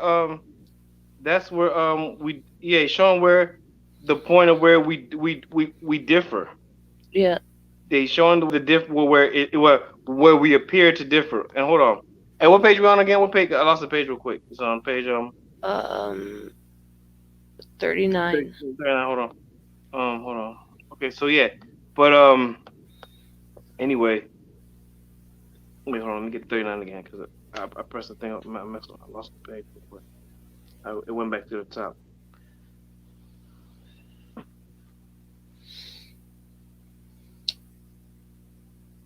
Okay. So I got it right. Okay, so okay. Hey, let me read you a comment. I got this is from Discord. Got somebody reading giving me comments on Discord. Hold on for a second. He said I was got data right. Sending me all this stuff about the different dharmas, right? Let me see. Hmm. Hold on. Let me see. What's this? Hold on. Where is he? Where's I'm trying to find out where is he commenting? He's commenting me somewhere. I'm trying to find out where is he sending these messages to? Hold on. Uh, wait, hold on. I lost it. Okay, never mind. I'm trying. Never mind. That's okay. I'll keep going while you try to find it. So, Yeah.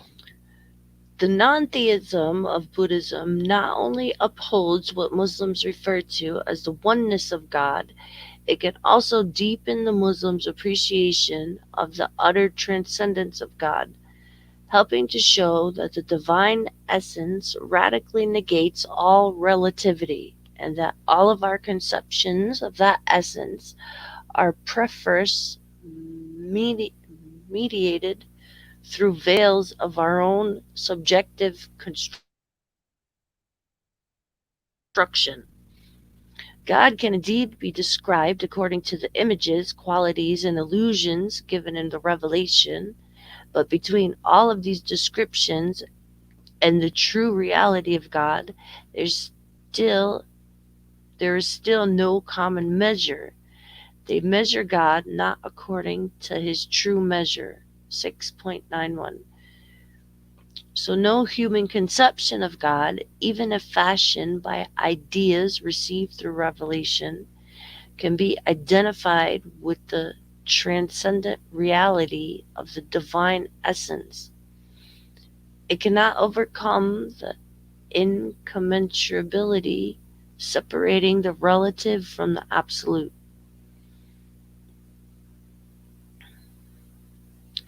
The Muslim conception of the essence of God, transcending all names and qualities, will be recognizable to Buddhists as Hello, an Jen. Can you hear me? yeah, yeah. Okay. Yeah. No, I'll say I want to read a comment. Oh, okay. Yeah, I was saying it before you. Yeah, I was trying to stop you before you go. Yeah, I was like, can you hear me? Oh, Can you I hear me now? thought you Right? couldn't find it, so now I said No, no, no, I'll no. keep going until you find it. No. I did say that, but I was trying to I was trying to get your attention. Don't worry about it. I no, Okay. the only reason I kept saying Jen because No, I didn't hear you. yeah, I thought you could hear me. Okay, yeah. Anyway, look at this guy's give. I got a guy, he sends me messages on Discord instead of on the thing. And he says my God, you are confused, brother. Slow down.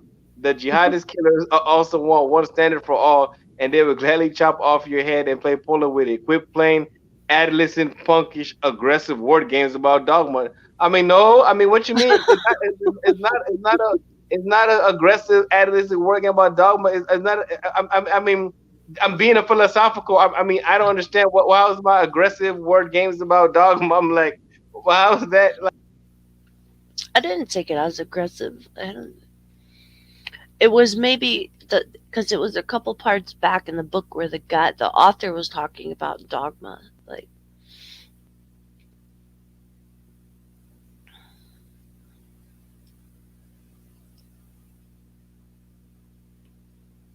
okay, was that it?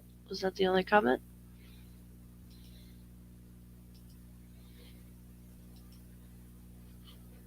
I can't hear you. can you hear me now? Yep, You can hear me? I don't know why you can't hear me when I go to the thing. You can hear me now, still, right? yep. Okay, so yeah, okay, yeah, let me put it close to my mouth. I'm sorry. Okay, so then it says, "Don't believe." Okay, he's giving me quotes from the Buddha, right? He is the Buddha. He said, "Don't believe in anything simply because you've heard it.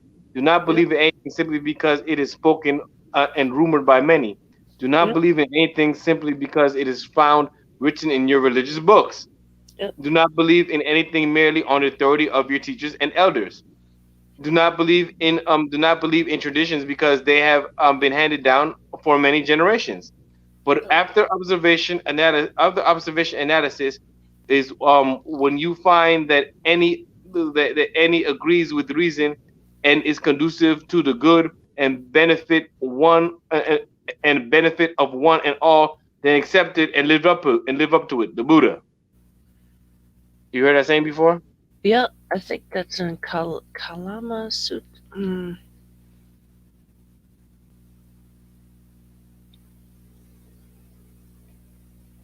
Yeah, I've read that. I definitely read that before.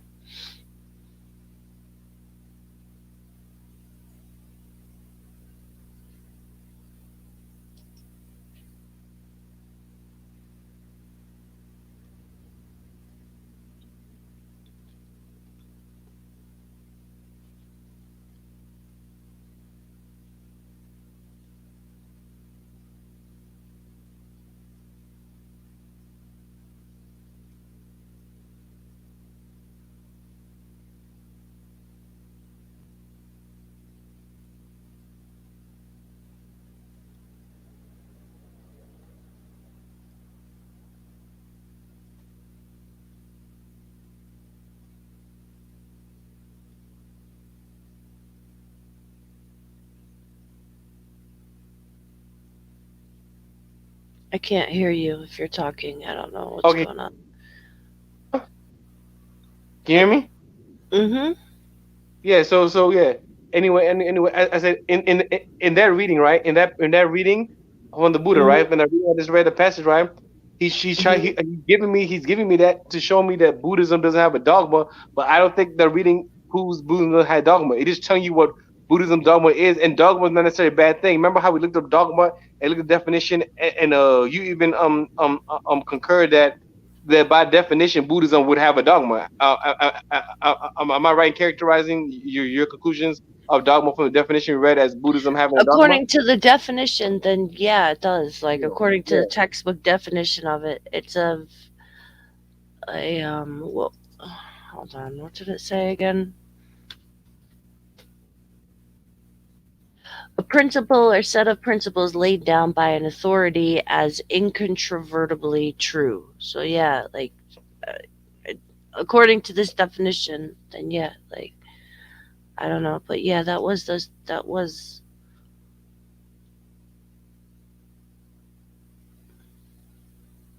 Hey, people in chat telling me um um I'm bullying the conversation. Core no. Joy tell me let her read a whole page and quit bullying the conversation. This is a discussion. It's not even about the book as much. It's about our discussion more than anything. We're here to discuss and talk and learn. That's what it is. A Yeah, we've been philosophical talk. discussing the book like this the whole time. Yeah, yeah. Yep. Okay, for everybody, this is not an ebook reading. It's not an ebook reading. Okay, it's not ebook reading. You can't if you want to get an ebook, try to find this book on ebook and go read it there. Okay, it's not an ebook reading. Aduki Go said this is why Taliban hates science and math. No more education. All the math we're doing, science we're doing. Aduki Go said anyone climb a high mountain, find a cave and meditate. I think that's how the sailors do it. Okay, that's something. Hey, what's up, Carter? Okay, let me see what else. We got Anything else? Victor. Yeah, cause yeah, Victor. Yeah, he always shows love. Good up, Victor. Yeah, Victor. You are God, Victor. Anyway, okay, let's keep present moments. When some, mm. Okay. So the Muslim conception of the essence of God, transcending all names and qualities, will be recognizable to Buddhists as an allusion to that ineffable reality which no words or speech can reach. This is a refrain in the Quran: glorified be God above what they describe. Subhanallahi amayas. Subhanallahi amma yasifun amma yasifun. Subhanallahi amma yasifun. There you go. Is a constant refrain in the Quran. It refers in the first instance to the false descriptions of God or false ascriptions of divinity to idols, but it alludes to this fundamental theological principle of Islam. The essence of God is utterly indefinable, above and beyond the divine qualities manifesting it. Indeed, infinitely surpassing any conceivable thing. There is nothing like him. 42:11. Yeah, cause not like the creation, nothing like him in creation. So yeah, he's Mm. beyond creation. Yeah, yeah. Okay, yep, yep. Whereas the Quran is full of descriptions of God's actions and attributes, thus expressing a cataphatic or even anthropomorphic conception of God, so far removed from the Buddhist conception of an impersonal ultimate reality, one can nonetheless find both in the Quran and the sayings of the Prophet certain crucial openings to an apprehension of the essence of God which utterly transcends all categories of human language, cognition, and conception, including all those which are fashioned by the very descriptions of God's acts and attributes given in his own revelation. Hold on. I have to disagree with that. First of all, the way God is talked about in Islam is not an anthropomorphological conception of God. They might use words, they might use words like hands and power and things like that, but those are those are descriptions of his essence and his acts and his attributes. Those are not anthropomorphic, so that's definitely wrong. It's definitely wrong that that's anthropomorphic. But I know in different schools that are calling themselves Islam, some people have heretical views of anthropomorphy. Yes, I know that's a heresy, but that's any anthropomorphic conception of God is a heresy in Islam. I'll tell you that for a fact. Some people try to. I know that some people try to say God has hands and really has hands, but no, God does not have hands like a person has hands. When we refer to God's hands, we refer to His power. And let me find what the word what's the word kata. Okay, let me Yeah, cataphatic. okay. So apophatic means knowledge of God obtained through negation, the opposite of cataphatic. So let's see what that means. Caliphate is obtained through affirmation. Knowledge of God obtained through affirmation. I don't even know what that means. I know what affirmation is. So you affirm something, you get something positive theology. So it's affirmation versus what was the other one that I just said? Negation. Negation. In terms of what autophatic relating to religious belief that God can be known to humans positively or affirmatively. We have an affirmative. Yes, we affirm God. Okay. If that's what he's saying, yes, Islam is about affirming God. We affirm God in reality. Express the Well, cataphatic even anthropomorphic. Yeah. So yes, I believe Islam does. It's cataphatic. Yes, it does. It's cataphatic, but it's not anthropomorphic. Has a cataphatic expression of God. It does because it asserts God in reality. That's definitely the case, but it's not anthropomorphic. No. mm, okay. So Buddhist apophatic philosophy can thus be read as an elaboration upon the nafe, the negation of the first testimony of Islam, la ilallah, no divinity. The ithbat or affirmation, ilallah, If bad. Okay, look. sorry, I don't, Is I don't want to mess it up. la ilaha means no divinity. La means no, right? Ilaha divinity, not la ilaha. And then he said the affirmation ilallah, except for God, except for the divinity. Il Allah is definitive article. Except is ilah ilah ilah, right? La ilaha illallah. So there's no God except the God. There's no divinity except the divinity. Everybody, la ilaha illallah. Just everybody. Okay. Keep reading. Can Okay. be.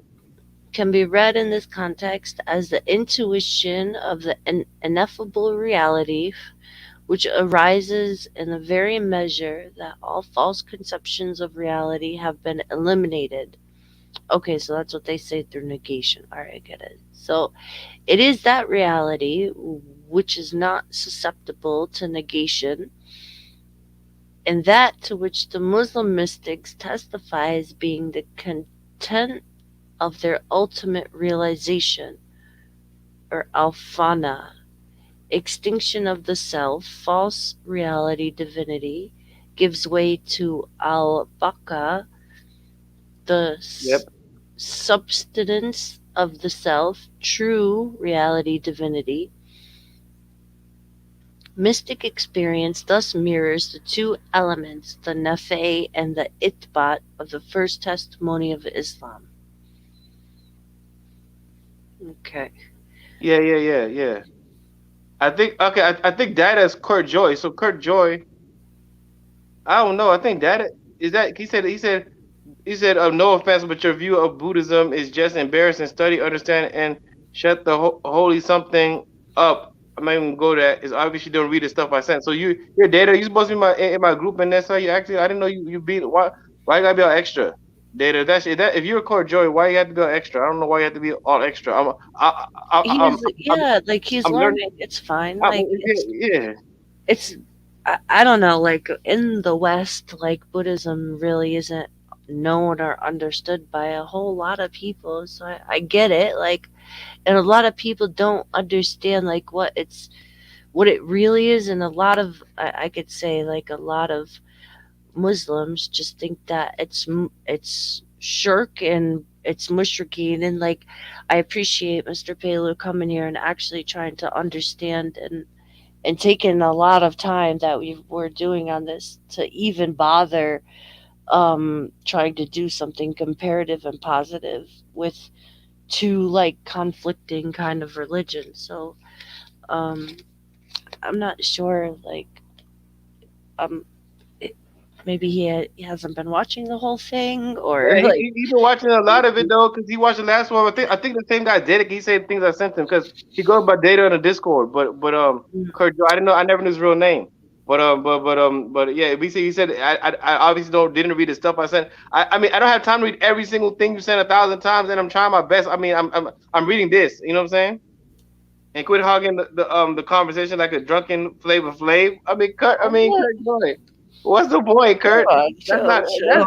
why you No. being so extra. Like you're being extra as a mug, Kurt. You being real Yeah, extra. I mean, this I is appreciate you coming very out here and listening, but you being real extra. You being real extra for no reason. That's like extra. okay. So Shunya and Shahada. Is it possible to argue that the implication of the doctrine of the void or shunya or extinction, nirvana, extinction, I don't, is akin to the highest meaning, the nafe of the Shahada? Mm. If the non theism of Buddhism can be understood as a commentary on the nafe of the first testimony of Islam, no divinity, then the ithbat of the first testimony can be understood within Buddhism as pertaining to the ultimate supra-personal essence of God. So that I kind of absolute, go where I kind of understand where he's sort of going. 'Cause remember, I said at the beginning. yeah, Remember, I yeah, said this, okay, how first he rejected. You know what I'm saying? How mhm. first even Abraham rejected the gods of. Hey, thanks Carter. Thank you so much, Carter. Thank you, Victor. Yeah. Remember how I said like how Abraham he rejected the theological conceptions of his Babylonian psychosocial religious background, right? Right, Remember right, they were yep, pagans, and remember I said it's similar. I see a similar thing. It looks like a similar thing's going on with Buddhism with its Hindu background. Remember I said the same thing. So the first thing, and so yeah, I see what you're saying with that part. You understand? Now, but is Buddhism a firm God? That's another whole story. You know what I'm yeah, saying? The first things to reject falsehood, falsehood in the attribution of God. Yes, false attribution to divinity. You should first reject it first, right? But now does Buddhism affirm God? That's the next question. You understand? Remember I was bringing that up earlier. Remember? yeah, yeah. No, I Yep. don't think it does. Mhm. No, but I'm just saying the author was thinking similar to how I was thinking. I mean, he brought up he brought up a point that even I was able to see before he was even before he got there in the writing. You know what I'm trying to say? Yeah, yeah, I hear you.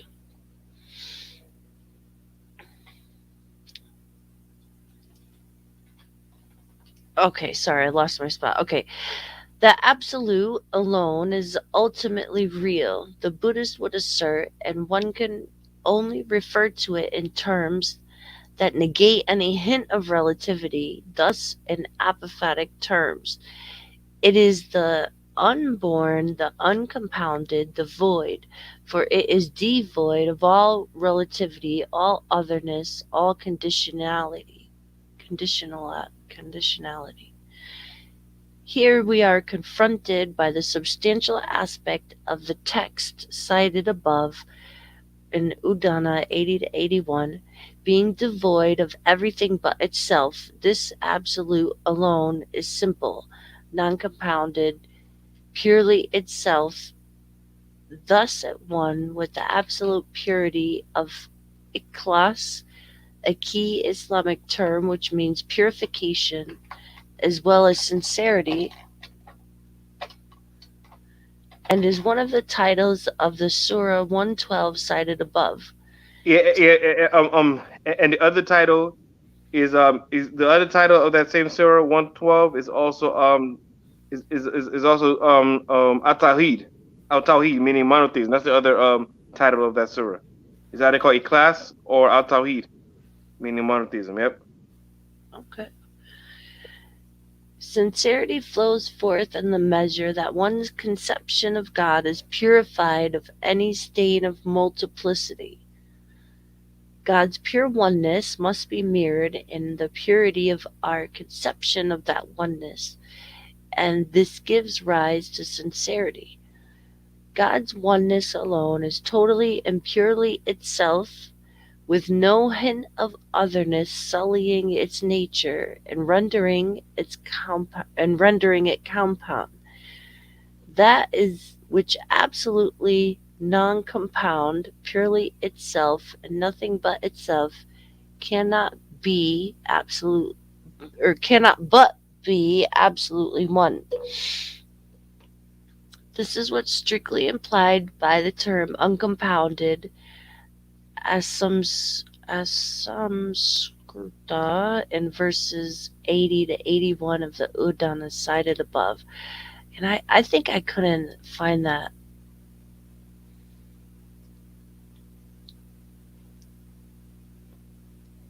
I think I couldn't find that reference.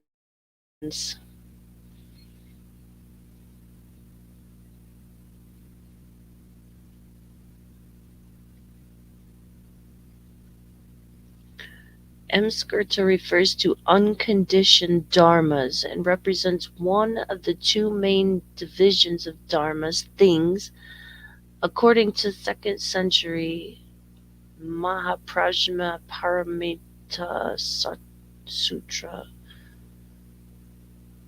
Dharmas are things occur in two main categories: conditioned dharmas and unconditioned. The asamskritas, not formed by causes, are unproduced, without extinction, and without duration change. The schools debate their number. Okay, so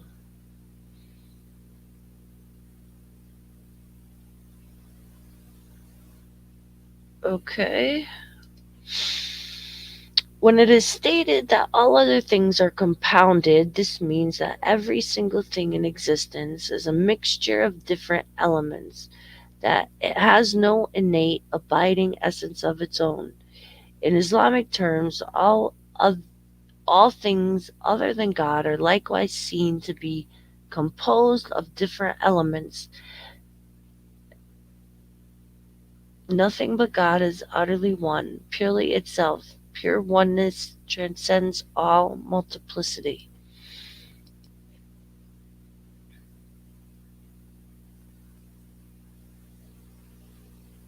Okay. However, that oneness is manifested symbolically on the level of form. This is what's called Shunyamurti in Buddhism, literally the manifestation of the void. The void, as such, cannot be manifested without ceasing to be the void, but it can be symbolically expressed. What? The void? Alright, hold on. I don't even know what this word means, so I'm gonna look this up real quick. Sorry for the No, we have an education. Hey, shout out to Anhan. Anhan, what's up, Anhan? Big up, and then big up.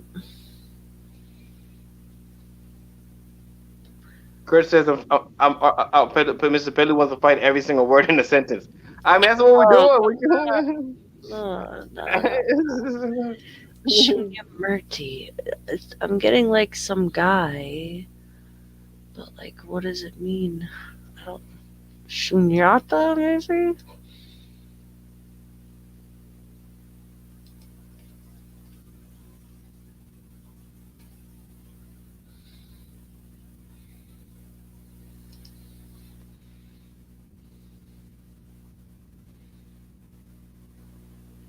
Hey, Annan, if you're listening, we just talked about Baka and Fana. They put it on the thing. I know that's one of your favorite concepts. We went into Fana just now. We went into Fana and Baka and everything. We went into those things. Mm-hmm. Okay, so emptiness or voidness. Okay. Hey, he's going on. Hey, what's name is going on, man? So I just want you to hear that. Uh, I hear you, but but I just want I just want viewer engagement. Look at the viewer engagement I'm getting. He said like a 30-year-old adorable petulant Muslim TV evangelist. That's what I sound like. what? A 30-year-old adorable petulant Muslim TV evangelist.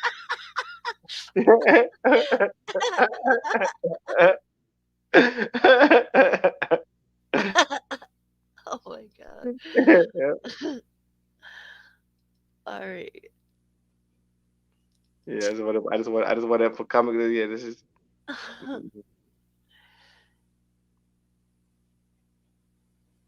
Okay, so the void as such cannot be manifested without ceasing to be the void. So it can't be manifested without ceasing to be. But it can be symbolically expressed. One might also see the very name of God in Islam, Allah, as just a manifestation of the void, being a symbolic designation of that which is beyond all possible conception and form. As we shall see below, the transcendent reality of God is strictly inaccessible in its essence. Inaccessible, transcendent reality of God, okay, is strictly okay. One of the ways in which it is glorified is precisely by declaring its transcendent incomparability, tanze.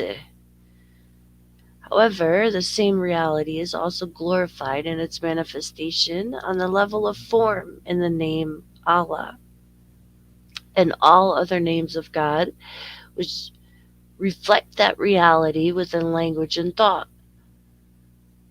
Thus, one glorifies God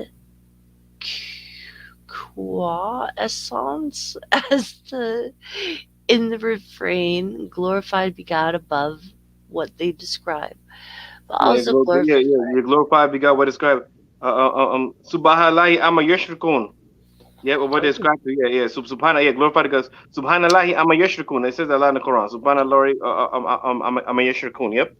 That means above the partners. It says glorified is he above the partners that they give to him. Yushrikun. The same word you get the word shirk from. Above the yushrikun. Subhanallahi amma yushrikun. It says that a lot. That comes on a lot in the Quran. okay. But one also glorifies God's name, glorify the name of thy God, most Lord Most High. The name of that which is beyond all words and thought thus becomes something akin to a manifestation of the void. The deliverance offered by the saving manifestation by means of invocation will be addressed below in the section entitled Remembrance of God. Yeah, remembrance to God is called dhikr in Arabic. Anyway, I want to read some verse from the Quran. The one he cited before is a short surah Ikhlas, that could Okay. be called purity of faith, purity, sincerity, or also called tawheed in some people might call it Surah Tawheed, but it goes like this. Audu billahi min shaitanir rajim. Bismillah ar-Rahman ar-Rahim.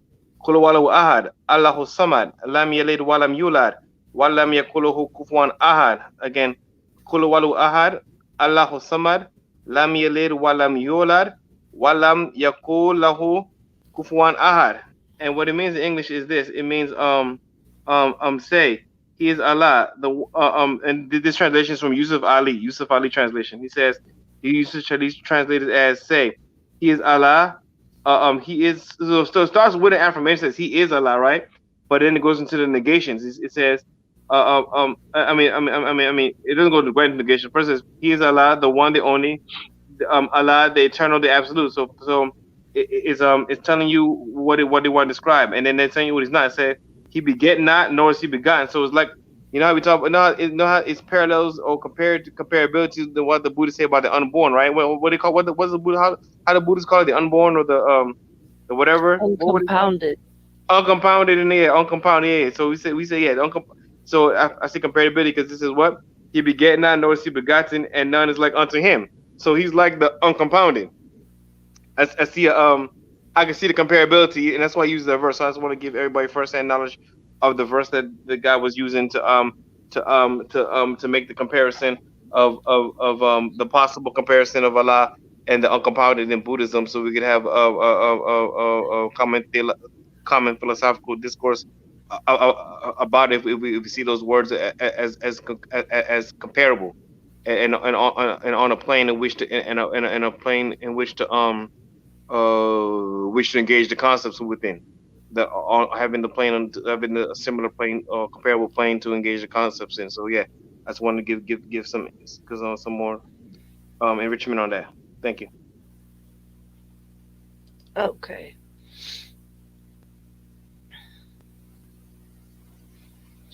Light of transcendence.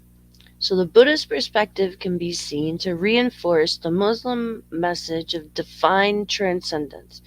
It reminds Muslims of the need to be aware of the existence of the conceptual veils through which we preface the view of the divine sun, whose light is so bright that it blinds the conceptual eye of one who presumes to look on it. This is expressed most precisely in the following sayings of the Prophet: God has 70,000 veils of light and darkness. Were he to remove them, the glories of his countenance would consume all those who looked upon him. The Quran similarly alludes to the unapproachability of the divine essence. God warns you to beware of his self. 328 repeated at 330. One can cogitate or meditate, engage in fikr or tafakkur. Oh yeah. Oh yeah. Okay. It's called Tafakkur. tafakkur. You said tafakkur. It says fikr. Where's it tafakkur? Oh yeah, yeah. Fikr is tafakkur. Tafakkur means brainstorming. Mm. That's what tafakkur means. It depends how you write. No, no. I'm sorry. That's tafakkur because I'm sorry, my grammar's messed up. Tafakkur is brainstorming. Tafakkur is mean like yes, it means like it's meditating, it's thinking. But if I say tafakkur, if you use a long a, it's different. So yeah, tafakkur that's right. It is what he says. Yep. I'm sorry because my grammar, I messed up the grammar real quick. Yep. But yeah, tafakkur and fikr is the same thing. Yeah, I'm sorry. I was thinking That's okay. tafakkur. But yeah, the cogitate or meditate, yeah, it just means to think about something. It means intellection. Intellection. That's a better Yes, word. so it says to engage in that only upon the qualities of God and not upon his essence. As Al Raghib al Ishfanahani, a major lexicographer of the Quran, writes in his explanation of the Quranic concept of fikr. Meditation is only possible in regard to that which can assume a conceptual form or surah in one's heart. Thus, we have the following saying of the Prophet: meditate upon the bounties of God, but not on God Himself, His essence, for God is above and beyond all possibility of being described in any terms of any form or surah. Hey, I totally disagree with this one. I mean, let me cite where he gets this his that citation because I don't know that hadith. I don't know that So hadith, it and says it's it in sounds from Sahih because how you Muslim. Book Hmm? of Iman, page 2. This is where the hadith is. So it's No, Sahih no, Muslim, Book no, of Iman. no. That's a different hadith. The one you citing is citation 20.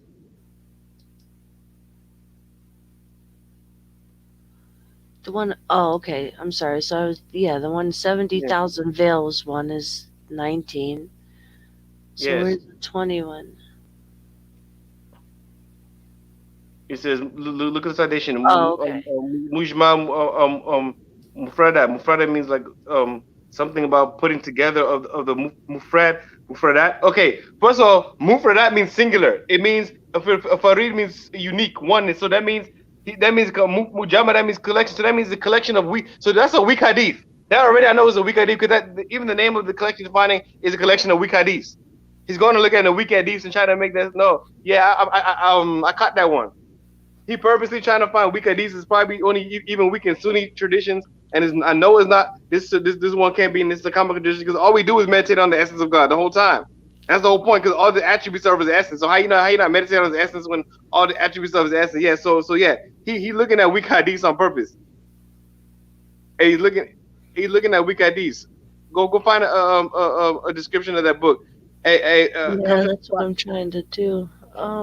That's the weak ones. He because Mashama, look, it means collection of what Ifrad means unique. What Ifrad means one that has only one chain of narrators. Like it's not mutawatir. This is a weak hadith.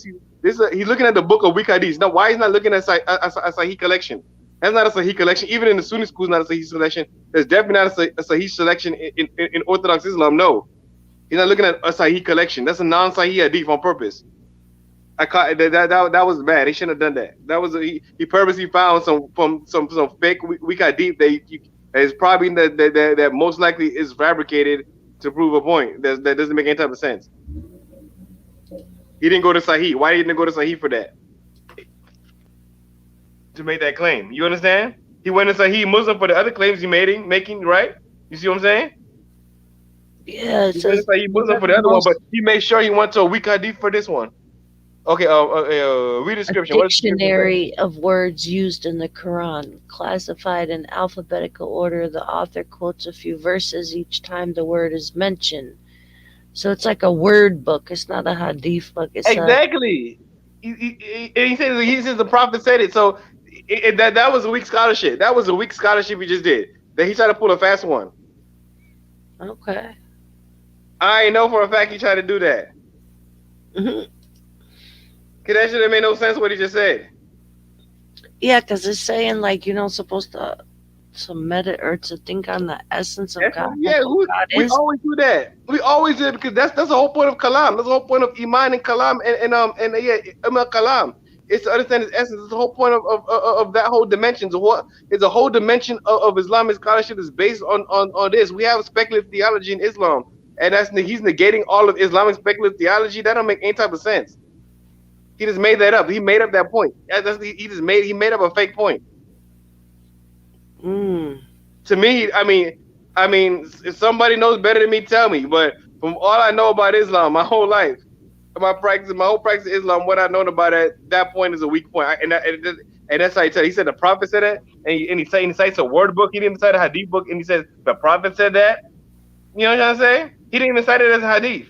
He cited. I mean, he tried to pass his statement as if it were really an hadith. Hmm. You understand? Mhm. Yeah. Yeah. How come he didn't get the hadith for that?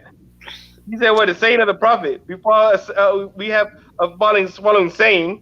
Like, where did the saying of the prophet come from? Hey, but you can't get the real. You can't get a citation from a Sahih a Hadith collection. You know what I'm saying? That's a fabricated saying that he's got it. That's why he can't even get it from a collection.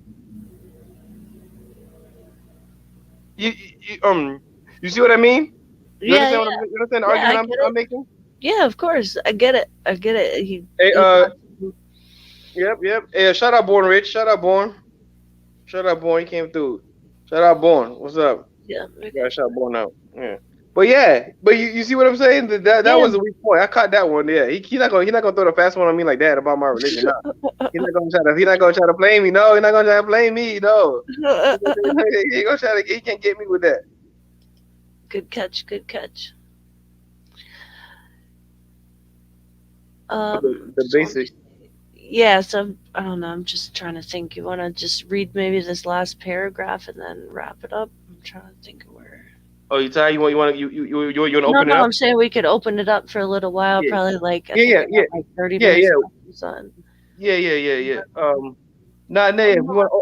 Okay, so what we do? We could read all the way to Asamad and Dharma. We read all Okay. the way to us. Yeah, we read his last paragraph. Yep. No, I got to like 1:30. So all right. Yeah, we read his last paragraph. The Yep. basic idea expressed in this saying of the Prophet has been transmitted in various forms. One can meditate on all things, on all the qualities of God, but not on his essence, to which no powers of conception have any access. This means that in Islamic terms, the ultimate reality is utterly inconceivable.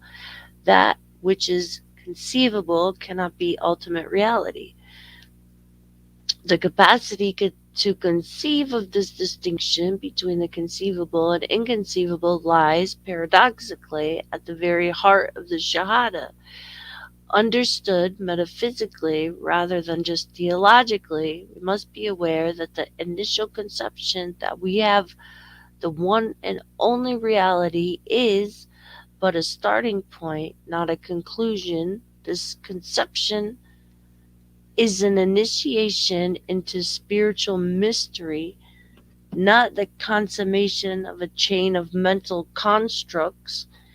It initiates one into a transformative movement towards the ineffable, of which the mind can glimpse but a shadow.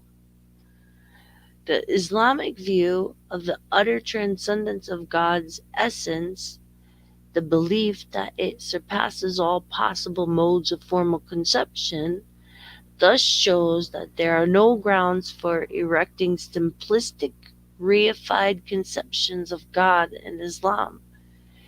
It also helps the Buddhist to see that at the very summit of Islamic metaphysics, and even at a stretch Islamic theology, there is an application of the first Shahada which resonates deeply with the Buddhist instance on the void or shunya. Insistence on the void.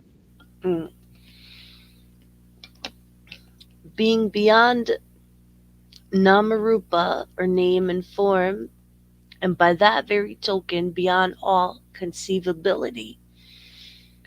Both traditions would appear to be able to agree in the following paraphrase of the Shahada: no conceivable form, only the inconceivable essence. Hmm. Okay, he's making a lot of stretches. I don't. It's like he's trying to say. I mean, what's okay? What's reified? Reified means is only with that. What's reified mean exactly? Get reified for a good definition.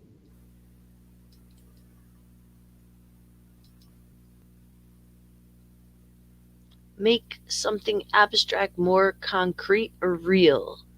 Okay, yeah, real. Okay, and what the other word I want you to get a good translation for is ineffable. Ineffable. It's all the way up. Is up. Yeah, ineffable is like is the first word in the middle. No, in the middle. Go down. No, go down. Right there in the middle of the paragraph. Ineffable. Go down to the left, to the left, to the left, to the left, to the left is on the all the way on the side. Left up. Ineffable. Right. There's there. Right there. Ineffable. Yep.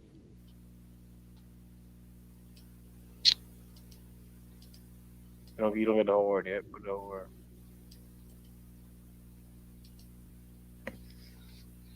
Too great or extreme to be expressed or described in words.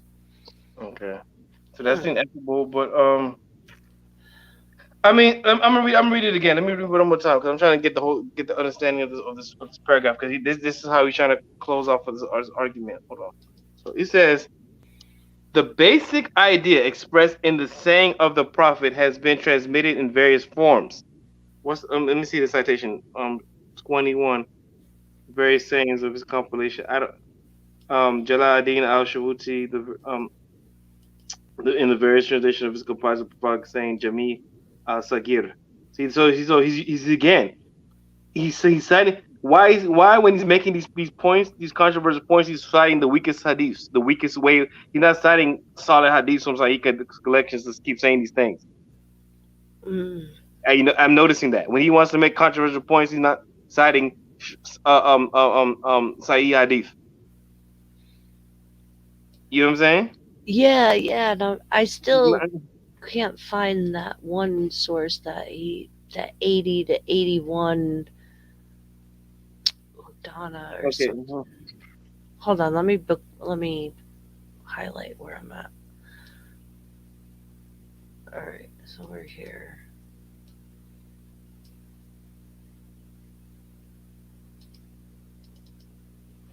Mm,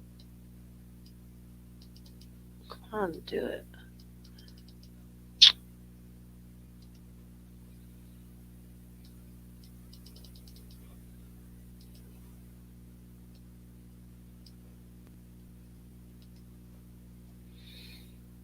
Yeah, I want to find that. Oh, let me post the link in the chat if anyone wants to jump on. Oh, I did that. All right, cool. You already did that. You already did that. But I'm trying to understand that this is the last point he's making at this point.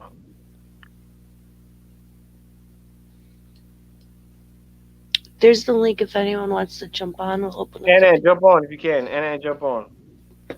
I know Anna has Oh, a lot to I'm say. glad. But he never was. He doesn't like jumping on live streams. He doesn't like doing it. I don't know. That's his. He's not a big live stream guy. It's all right. Yeah.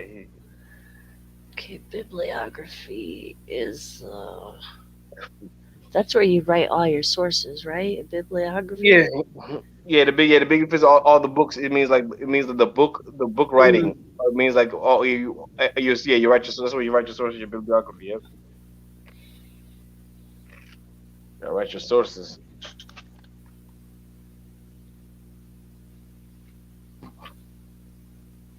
See, even though we believe that it passes all formal conceptions, we still find that there's evidences. I mean, God still gives evidences of His essence as a mercy to us. That's why we have the name. So his argument, he's trying to make a stretch, and he's using the weakest ways to make a stretch.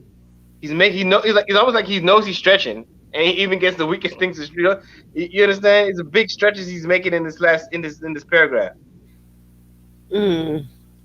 Yeah, the jihad look, because he said what? The capacity to conceive of this distinction between the conceivable and inconceivable lies paradoxically at the heart of Shahada, understood metaphysically rather than theologically. We must be aware that the initial conception we have of the one and only reality is but a starting point, not a conclusion. This conception is an initiation into a spiritual mystery, not the consummation of a change of mental constructs.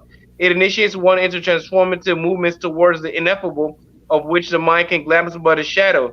The Islamic view of the utter transcendence God essence, the belief that it surpasses all possible modes of formal conception, thus shows that there is no grounds for by simplistic reified conceptions of God in Islam, but also as Buddhists to see that it is a summit of Islamic metaphysics, and even at a stretch, Islamic theology. There is an application of first Shahada which resonates deeply with the Buddhist instance of the void, Shunya, being beyond man nama rupa um name form name form and by that very token beyond all conceivability. Both traditions would appear to agree on the following phrase of the Shahada: no conceivable form, only the unconceivable essence. I don't know, because he gives it attributes of essence, like he's trying to make. Oh my, I mean, it's okay. It's unconceivable. Uh, stretch. It's a stretch. This is a big stretch he's trying to do. Don't get. I sort of something saying yes. Do I think that Muslims know God is essence and completion? No, we have mercies. What I'm saying is that God gives us what we need to know. He gave us what we need, and He gave us more than enough that we need to hold on to. Like it's almost like we it's a, I mean only is no conceivable form, no conceivable form, only the unconceivable essence. It's like, hey, he might, he might, but he might be right. he's a stretch, but he might be right. He might be right. He might be. He might have closed it. He might be right. It's a hard case he's making, but I can see his case though. I mean, he's not giving the evidence he's giving backing in hadith is not strong, but I mean he shouldn't. I'm gonna tell you what it threw me off was when he started saying the prophet saying he shouldn't have tried to he should have tried to say this is interpretation more than prophet saying, and if he was gonna put the prophet saying, he should make a concrete saying. You understand what I'm saying? Yeah. He should have done something like that because Like, the way he I did it want is to like know, like, it's did almost the like he tried to sneak it prophet, in. He tried to, yeah, you like, know, it's almost like he tried to sneak go. I mean, he makes a good point, but he should have stood on the point he made without trying to like add a bunch of like, it's almost like he added some unnecessary thing that made him suspect. That made him suspect when really he could. The point he's making wasn't that controversial. He shouldn't have tried to do a suspect move because he do the suspect move to make me think, oh, it's suspect. But the point is actually a decent point. I think his point is actually a decent point, but it made it feel suspect by how he tried to cite it. That it was like a weak cite he tried to do. He should never try to do that. He should have said this is my interpretation of the la ilaha illallah to be the no conception. Because all he really wanted to say was that I can see how Shahada can be conceived if philosophically there's no conceivable form on only the inconceivable essence. If he were to say it flat out, yes, but he tried to make it seem like he had the direct saying that that's what it was, and he tried to didn't even give the right saying, and then I mean it's almost like he tried to force something that didn't have to be forced. yeah, and I think he even said it on one of those, like I said, what page was that? Shoot.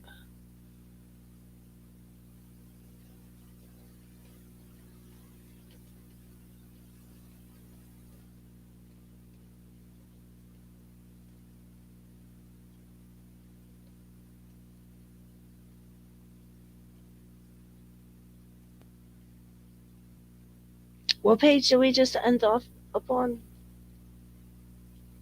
We're at page 43, yep. But Okay. yeah, before, yeah.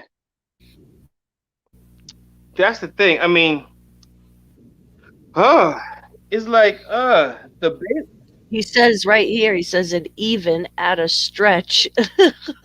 Like, base. Yeah. you know, The whole thing right was no. Don't get me here. wrong. I mean, he stretched it. He should have said right off the bat and not try to. I mean, he tried to. I don't like the movie he made, and he actually made a deep. I don't think the point he made making is that bad. I don't like how he did it. I don't like how he did it, but I think he's actually making a good point. But I don't like how he did it. Yeah, it's kind of. He did it wrong. He went by it the wrong way. It threw me off because it sounded like it looked like he's doing a. He didn't do it right. He made a good point, but the way he did it made it sound suspect. So it don't line up with what your school of thought um No, look says. at the So way he did it. like, Look, no, that's not the real reason. Look at the way he did it. Watch it. The basic idea expressed in this saying of the prophet has been transmitted in various forms. Now, what saying of the prophet he did? Where did he get it saying? Did he cite a real hadith? It's almost like where's the real hadith that he's citing? It's almost like he's just fabricating an hadith to prove his point. mm, You understand? And his mhm. point wasn't even that bad. He didn't have to do all that. Because where's the hadith? Where's the hadith? What does it say he's talking about? What hadith is he talking about now? Where is it at? Nowhere to be found. Yeah, like you're not supposed to think about the essence. Where is that to be found? I want to hear the prophet saying that ever. I want to say the prophet will never. That's fake.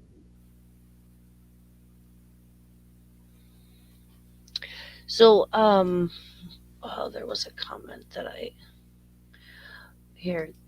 He said, "Did Muhammad go blind from the God light? Not sure any human can look at God without going blind." No, in Islam you can't see God.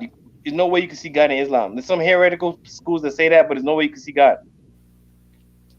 So isn't that what he's talking about then? Like you shouldn't try to conceptualize the. No, but it doesn't say that. We should do dhikr.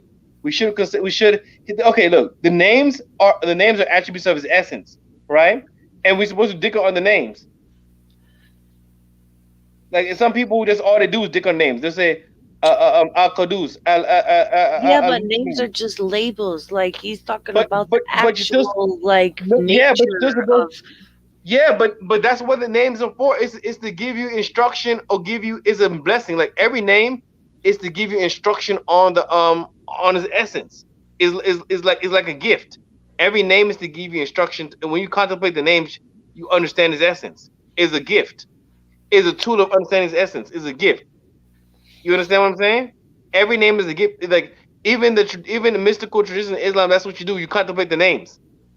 He's supposed to No, contemplate but I names see. Like I in order to think give them this is message. trying to go beyond the names. Like this is the whole point. Yeah, but no, but that's not what he's not saying it. No, no, no, no, no, no. He is, but yeah, but that's a bad point because he's wrong. He's wrong about that. Because nobody says that. Nobody ever says you're not supposed to contemplate on the names, and the names is not part of his essence. The names are names of are attributes of his essence. The names are attributes of his essence. They're not separate from his essence. They're attributes of his essence. And he give you names so you can know, so you can learn about him, so you can get an understanding of him as a gift. It's a gift for our Yeah, for but our, I for our see joy. that. But this is what I'm saying. Like so, then it goes beyond names. Like it goes beyond labels, right? Okay, even if you were to say that, where's the hadith that's saying the prophet saying it? He's almost like he's trying to force them to end before. So if you want to say this is how he interprets it, that's one thing, right? If that's how you want to say it, right? So I'm sure But that he wouldn't say that God is confined to these labels and anything beyond it is. that's not the point, Jen. I hear what you're saying, right? If he was to make that point alone, it would have been better. I said it wasn't a bad point, but he's trying to attribute it to a saying of the prophet, and he doesn't have the saying of the prophet to attribute it to. Yeah, no, I get that part. Like I get the not having a reference But that's part. really But bad. like, No, no, no, no. But he's trying to pass it off as if it's coming from the prophet's mouth. What he's saying. mm, That's what's really bad. It's almost like fabricating hadith. You understand? mm, He's trying to give his point more authority than it has, and it doesn't even make say the point itself was invalid. It wasn't. I said the point was a good point. I don't like how he did it because he fabricated hadith. He's almost like he's lying on the prophet to prove a point when he didn't have to, and there's no reason to do that anyway. There's never a reason to lie on the prophet Muhammad, peace and blessings upon him. There's never a reason to do so, and it's like he's stretching the hadith of the prophet to a point where it's I find that an unacceptable stretch he's making in putting attributing this what his conclusions to a saying of the prophet. And it's not to say that his conclusions are wrong, but don't make yeah, those type no, of it is claims without unacceptable. Like it is. I get that. It is unacceptable for sure. You can't just do that. Like it's messed yeah, up. yeah. It threw me off. That's what threw me off about the point. Wasn't even a bad point he's making. I get the point he's making. It's not a bad point, but it's how he did it.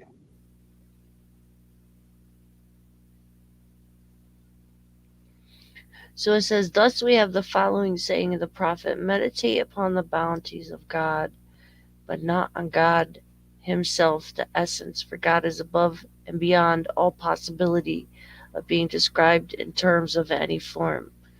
So let me try to look that up.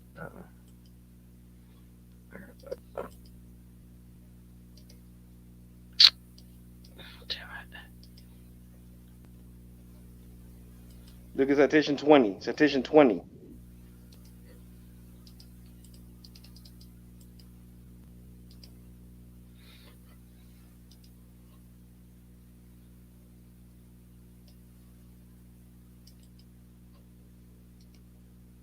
Damn it. Oh, I guess Bible Gateway. What the heck? Yeah, you have to go to citation 20, right? Go to citation 20. It shows you where he's sending it from. And Yeah, but I'm saying like sometimes if you just Google the words, it will yeah, show up where it's from. I don't think it's gonna show up. Cause I think he did it in Arabic, but it's not even a real hadith book. Okay, just let's look at the book he cited. It's not even a real hadith book. It's not even a Sahih. It's not a Sahih hadith collection. That already shows throws you off. It's not. That's the Quran right there. That's trying to show that's some translation of the Quran. No, what I'm saying to say it's not even a Sahih collection book he's referring to. Mm. That's a problem. The way he made the point, he did it wrong. He should have said, "This is why." The point I might have been like the point was valid. It's a good interpretation because I'm saying because some things could be implied. You know what I'm trying to say? Some things could be implied. You know what I'm saying? But he's trying to say the prophet said something. I'm not saying it's one thing to be like I interpret this as an implication of what the prophet might have thought, but it's one thing. But it's another thing to say that the prophet said something without the evidence and doing is like he's trying to lie. Like he's trying to pull a fast one. You understand? It's one thing to say he say this thing directly, and there's no evidence of he's saying this thing directly. Is that you're adding to the sunnah? You know, you can't just say the prophet said something without the evidence. It says something knowing. It's like he. I mean, it's super suspect. And look at and why he's not having hadith. Like why he's not having a real Sahih hadith to do this thing. He just saying like he's like it's fishy. It's suspect to me. It's so suspect.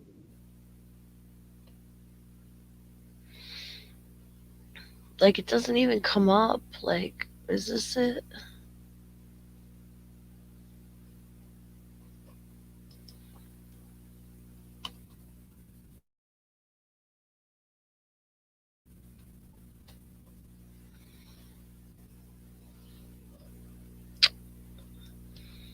Come on, just go.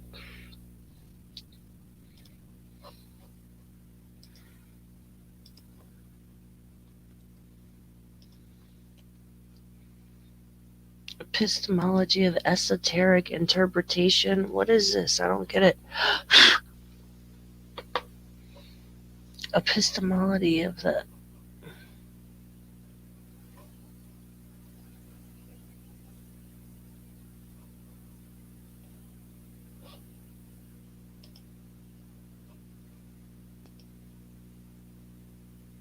Okay, he might. Let's find it. Let's keep researching because I'm trying to get the bottom of it. Let's get to the bottom of this. If he's really playing a game, because if he's really just lying on the prophet, that's not acceptable to do that. It might be a saying. It might be a weak saying. It might be a saying because look, there's a lot of deep that are weak, and that might be in the esoteric books, and they might have a weak saying. But I mean, I don't think he should. I don't think he should have done it unless it was. He shouldn't have made his move unless it was a Sahih Hadith. You know what I'm trying to say? The way he tried to pass it, he shouldn't have made. He shouldn't have passed it the way he tried to pass it unless it's from a Sahih Hadith. You understand what I'm saying? You understand, Jen, the point I'm trying to make? Yeah, yeah. I just don't know what. Like, I don't know what this mud, a mujam Mufrid. mufradat. Yeah, yeah, Mufradat. The Mufrid means singular or one. Ifrad, like it comes from Ifrad. Like Farid, like unique. Ifrad, yeah. Mufrid. Mujama means like Jama, like collection, a collection of the singulars of the unique. Yeah, so like I don't know how to read this website or whatever. Um, like I don't know how to look this up. You know, this is not coming up like a book. Because they probably What's didn't even have it this? in English. Did they have it in English? Is that it? That's not the book. That's a different book. So this is a reference that he gives, right? Mujam mufradat copy. Or actually, look, search web for what's this? Okay, bookstore. So this is a book. Translation, vocabulary.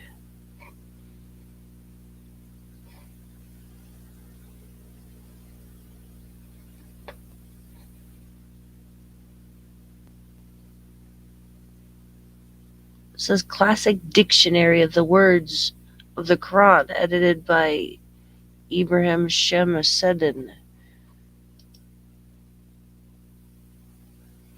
Why did he get a hadith book to say is a saying? Why can he have cited Sahih Hadith. It's almost like he's playing a game. I see. It seems it's so suspect to me. It's super suspect. Super suspect. He got a dictionary, like some dictionary, and that's this Hadith selection of saying that's the prophet saying he's not getting a. Oh,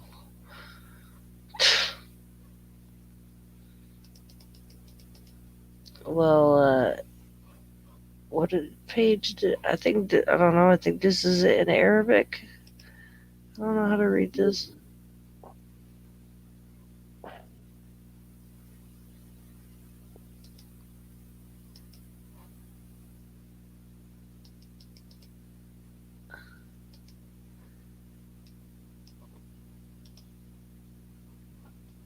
I don't know.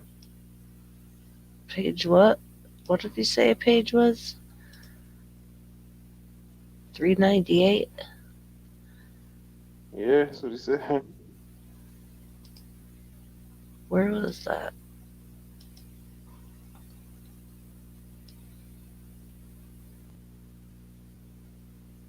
That's a big claim he's making. He's making it say the prophet said, "Do not look about his essence." Like that's a huge claim. That's a huge claim. Hold on, I'm gonna go back to how deep this claim he's making is, and it's really. He said what? He said what? He said what? He said meditate only. Meditation is only. He said thus we have the following saying of the prophet. He said meditate upon the bounties of God, but not on God. And then he put in brackets himself his essence. For God is above and beyond all possibility of being described in terms of any form, surah, or any form. I need this hadith. I mean, he's making a huge claim. So it's right here. I don't know how to. I don't know what to tell you though. I'll send it. Saying it to me. I'll copy it. And where's the stream at? Oh, I haven't You even gotta checked do the the. stream art. Is anybody? Yeah. So this. I don't know. Nobody's back there.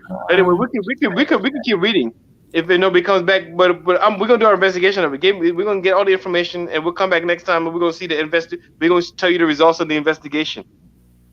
We're gonna make an investigation on so that's what I found. Page 397. let me get this. Let me copy it.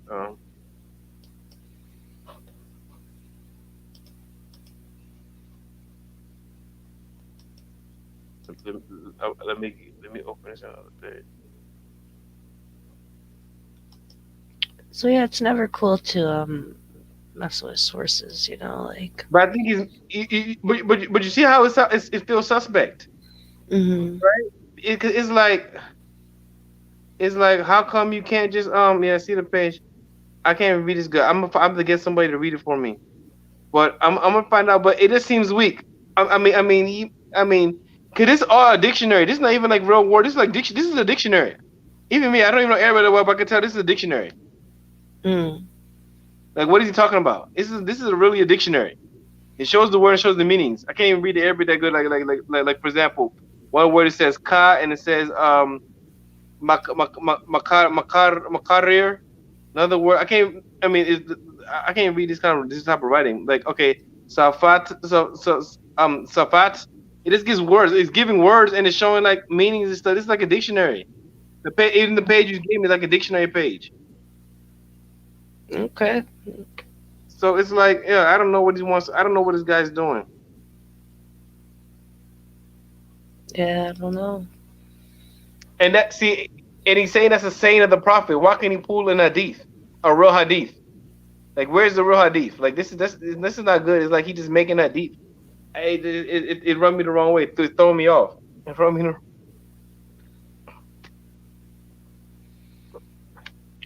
Have you heard of Jalal al-Din al-Suyuti? Yeah, I Cites think so. five variations on the saying in his compilation of prophetic sayings al-Jami al-Saghir. Yeah, probably. Yeah. I heard the name, but he's not part of my camp, so so I don't really study him like that. But I heard the name. I think that's a common name. So I think I think I know the name, but I mean, that's not even my in his Beirut is oh it's written recently in Beirut. It's written in Beirut, Dar al Marifa, the House of Enlightenment, set in 19. Because Marifa means enlightenment. Dar al means House of Enlightenment. But still, that's not what he cited. He cited number 20, right? That's for 21. What's 21? The prophet meditate on. Okay, the basic idea in this saying of the prophet has been transmitted in various forms. He's trying to say it's been submitted, so he's trying to say that that guy cites it, but I don't know where he cites it. You have to find where he cites it. Okay, let's find where he cites that. Yeah, let's just try to find where he cites it. Okay.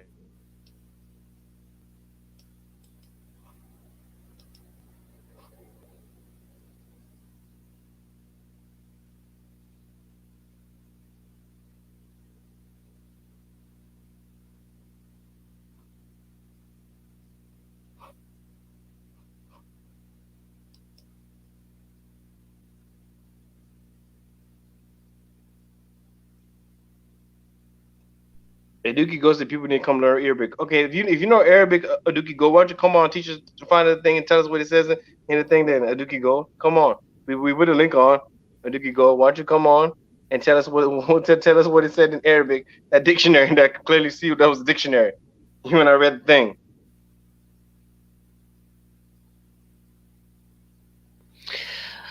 Okay, well, I don't know what. All right, so do you want me to? Are you gonna look for the thing while I No, read no, it? no. Oh, No. I know what it's based. I'm gonna look for next episode. I'm gonna tell everybody our findings. okay. Is what I'm gonna do. I I'm don't gonna know do how to it. look up these things. It's confusing to me. No, it's okay. Okay. Hey. I'll investigate it. I'll see what I can do to investigate it. So everybody, I'll tell you the results of the investigation. We're gonna have an investigation of this hadith to find this mysterious hadith that he's talking about. Because I don't know this hadith. I don't know this hadith. I don't know. I don't know this hadith he's talking about. It's suspect. This is real suspect. Definitely. It's real suspect. Okay, we can keep reading if nobody wants to come on. All right, Al Samad and Dharma. The Islamic distinction between the oneness of God's essence and the multiplicity of creation evokes the Buddhist distinction between the oneness of the uncompounded and the multiplicity of the compounded. This conceptual similarity is further reinforced by the meaning of the term samad. In addition to being positively described as that which is eternally self sufficient, and that which is sought by all else, it's also apophatically referred to as that which is not empty or hollow. So what is Ajwa. apathetically? What is Yeah, I don't know. apathetically?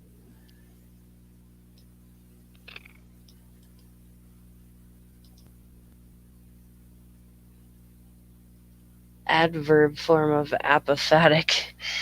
Okay, So apathetically. negation, knowledge of gain, obtained through negation. Opposite of cataphatic. Remember? Okay. Yeah. Okay, so A Edgewaff. what's name was talking about our conversation about time and infinitely large. He said, Kurt Joy said, a moment in time is infinitely large and small. He said you can't understand stuff you can't understand this stuff like you can't understand this stuff like I don't so I think he tried to make can't understand stuff like this. He said this stuff like and he said a weekend workshop at the YMCA. So he's comparing our thing to a weekend workshop at the YMCA. No, I'm saying he said like you can't just understand this stuff like from one weekend workshop. I Like from know. one He's sitting. calling us. Yeah. He called this a weekend workshop. He's saying that we are doing a weekend workshop. And they trying this And this time is this the bi-weekly workshop, by the yeah, way. Hello, what are you talking yeah.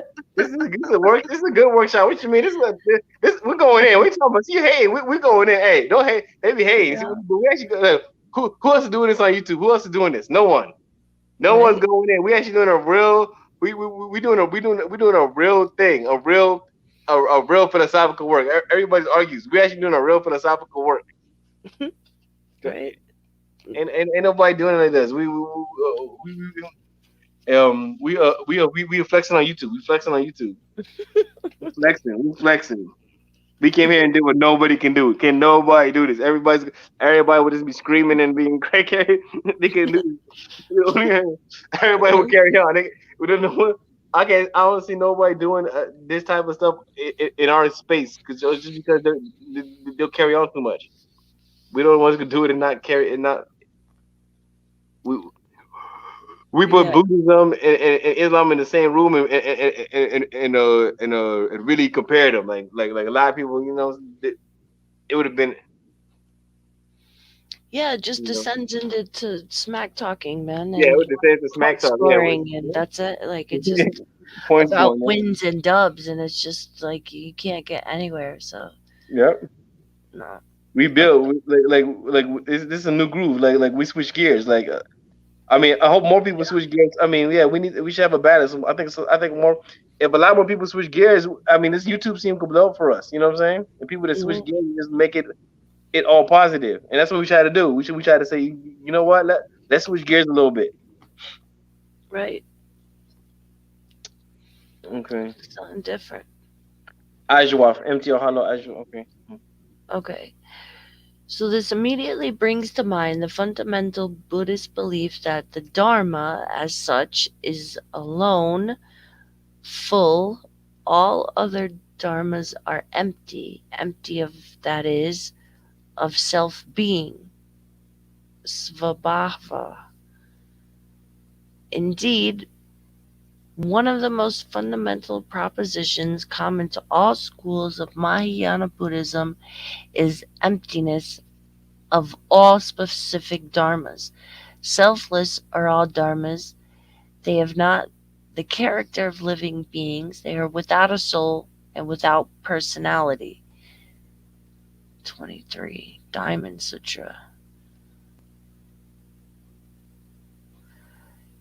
In other words, as applied to any existent entity, the word dharma implies an emptiness deprived of suchness, whereas dharma as such an is absolute suchness. Tongue twister. Is applied to any existent entity. So all phenomena, the word dharma implies an emptiness deprived of suchness. Yeah, it's like what is he saying? In other words, If it's as emptiness, applied, it cannot going to be deprived of anything because it's already empty. okay, he's trying to say it's lowercase dharma and uppercase dharma. So he's trying to say that Buddhism is the dharma, or and everything else is just dharma. So it's two different dharmas. It's like lowercase, like there's dharma, and then there's dharma in general. But dharma is something, but dharma in general is nothing. So like Dharma Such an capital. So absolute suchness. the definitive, yeah. So the definitive Dharma. So there is Okay. Dharma, but Dharma denotes absolutely nothing. But it's a real Okay. denotation. Relative dharmas cannot sustain themselves. They depend entirely for their existence on a range of other dharmas. Nothing in existence could be free from dependence upon an indefinite series of factors. So right, so interdependence, okay. All of which are interdependent and at the same time totally depend upon the dharma as such, which alone is full of itself. What? Relative dharmas. So like real ones cannot sustain themselves because they No, depend entirely. relative does Okay, not so mean they're real. not It means in. it's relative. So It they means don't it's exist. created. eh, It means Right. like So that drama or something. right. So that's where they say like nothing is i- So he's saying ex- Buddhism is a perfection of Dharma in a matter of independent. words is what he's trying to say. He said Buddhism focuses on the Dharma, so so Buddhism is the absolute permanent Dharma. Is that what he's trying to say? Is that what he's trying to say? I don't know. Uh, I don't know. The Dharma has no hollowness nor emptiness within it, but rather, just in the case of Al Samad, it is that to which all empty things resort in order to be filled with being, a being which, however, never ceases to be that of the Absolute. Alright, I'm completely lost. It does not become a property or, or defining quality of a relative thing which are all fatally marked by impermanence or unreality, even while they are endowed with existence. I mean, this is going in. Let's try to find out how this. Diamond Sutra. Oh, hey, what's name is in the back? Johnny John said, "What's up, sup?"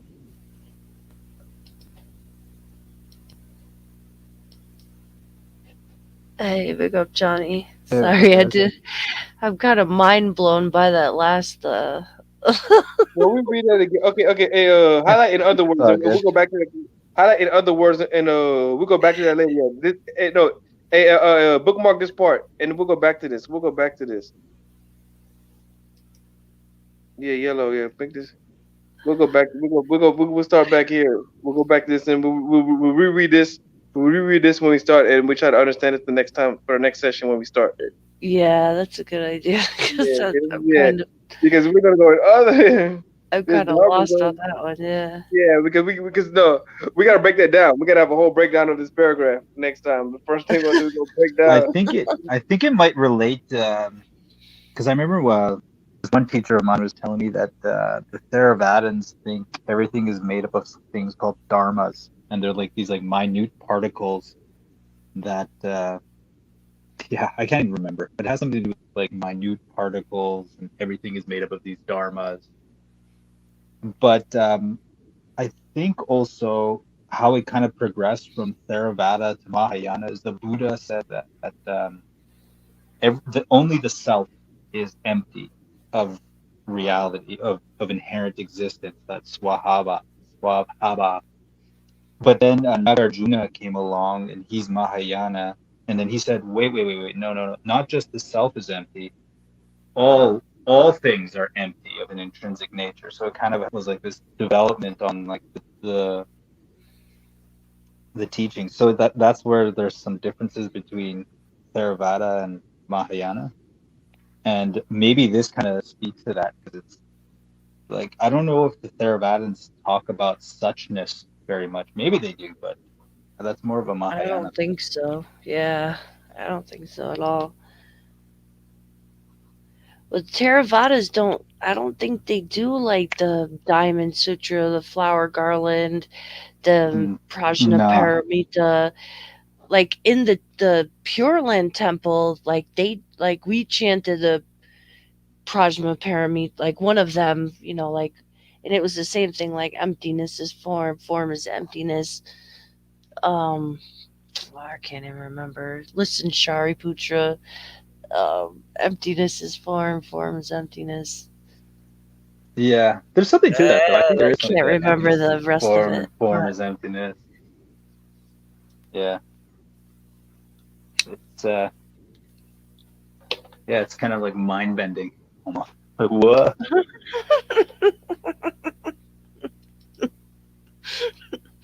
I definitely had one of those moments, right? Like, what? Yeah, yeah. Uh, so, what It's do you like think of too the? profound or something. Yeah, I think it gets deep, like deeper than maybe it should be.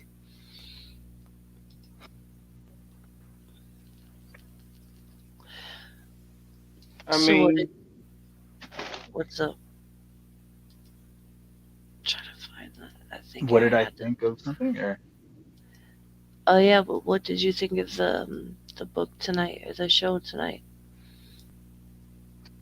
yeah, it was pretty interesting. You guys were talking earlier about time and math. I thought that was pretty cool about the present moment and yeah. Cause see my logic. Did you understand my logic? I'm saying if the smallest number, it would have to be infinite amount of zeros and end at one. That'd be Yeah, the smallest value. but end at one. I mean, It was yeah, but it would never end. It would end at one, but never end. I know it's paradoxical, but it will never ever end at one. You understand? But it's almost like you know where it's gonna end, but you know there's no way to get there. But you know where it's gonna end. yeah, yeah. You know Well, you can never get there, but you know where it's gonna end. Like you know where the end is, but you know you can never get there. yeah, it's weird because like in your mind, you know it'll never. Okay, it's sort of like that, like Zeno's paradox, I think it's called. It's sort of like if you have a turtle and like a rabbit, and the turtle starts ahead of the rabbit by like 50 meters or something like that. But the rabbit, and then they both go increasing by like 5 meters. Eventually, the rabbit will catch up to the turtle or the tortoise or whatever. But mathematically, he shouldn't be able to ever catch him because there's always going to be a little space where he'll always never be able to reach him. But in real life, we know he'd catch him like that, right? But on like you could just do you know what I mean, man? I don't know. I'm probably not saying this correctly. I'm not articulating myself very well.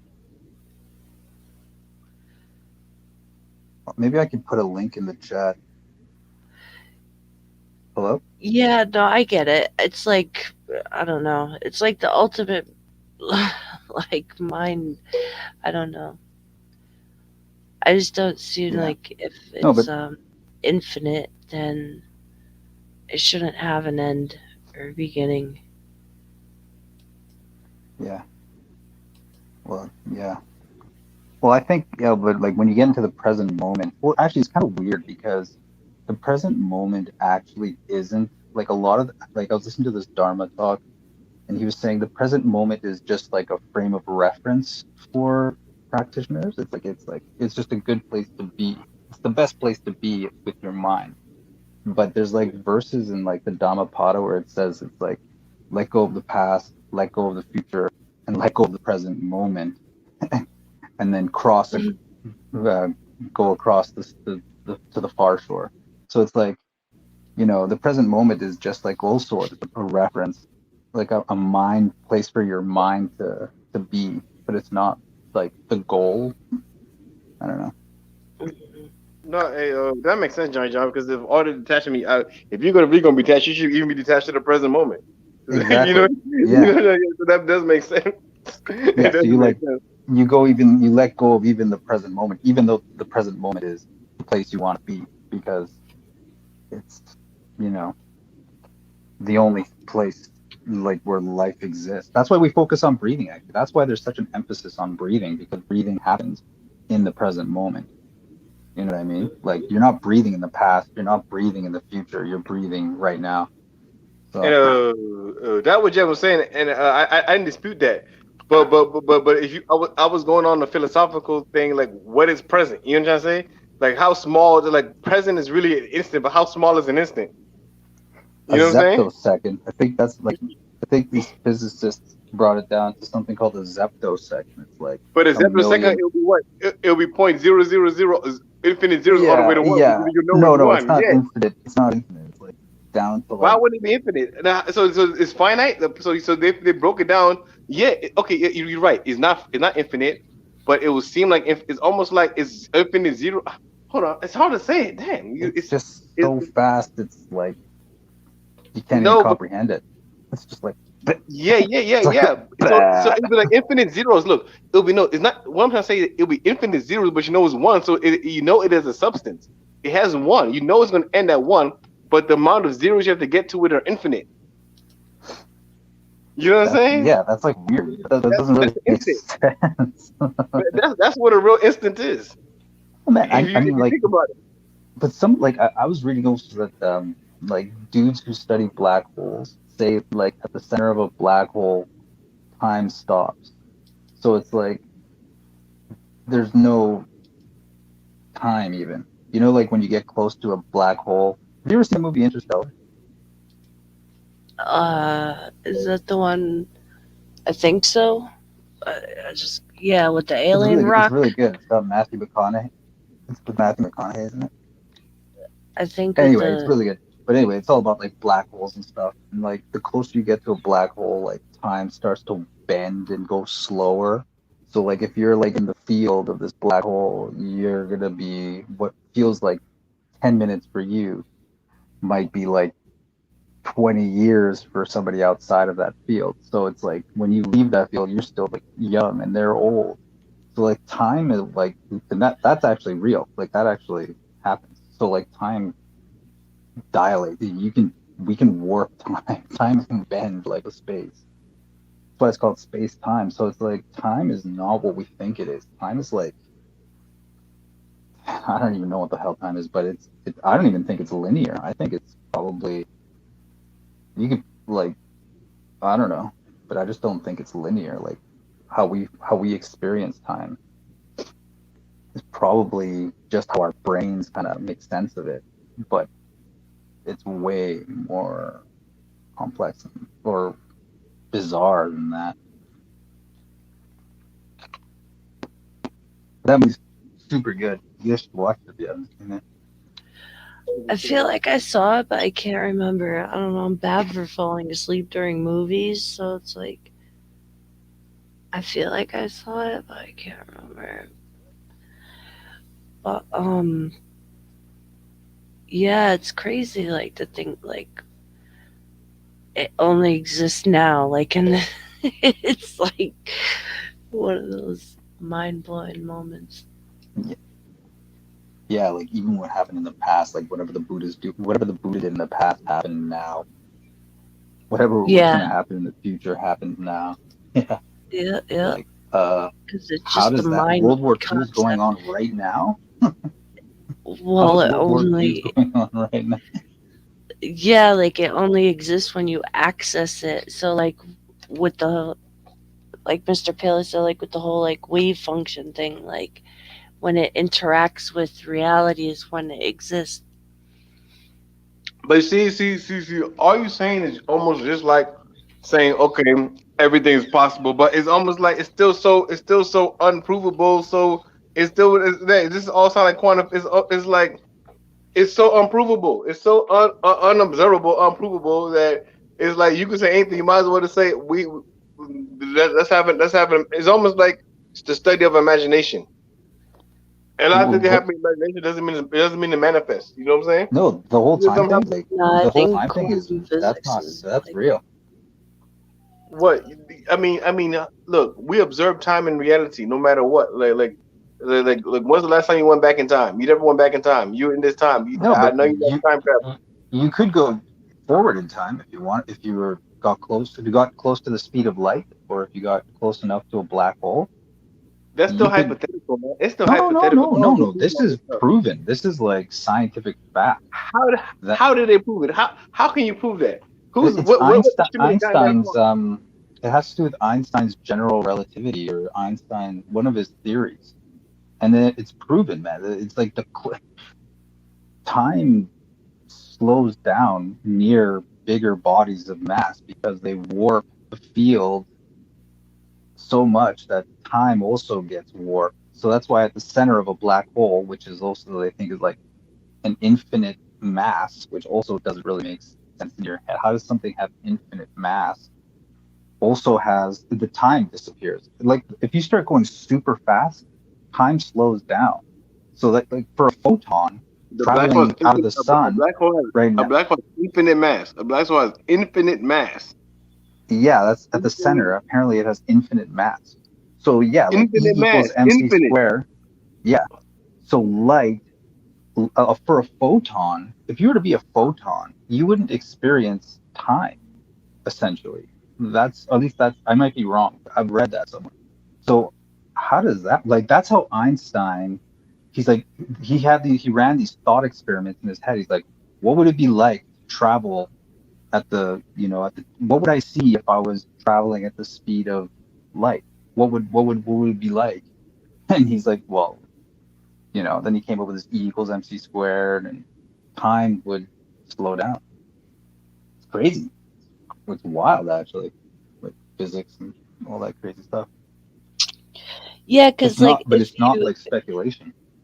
it's like the time I don't it know. takes for your eyes to recognize light when you see it, right? Or something like that.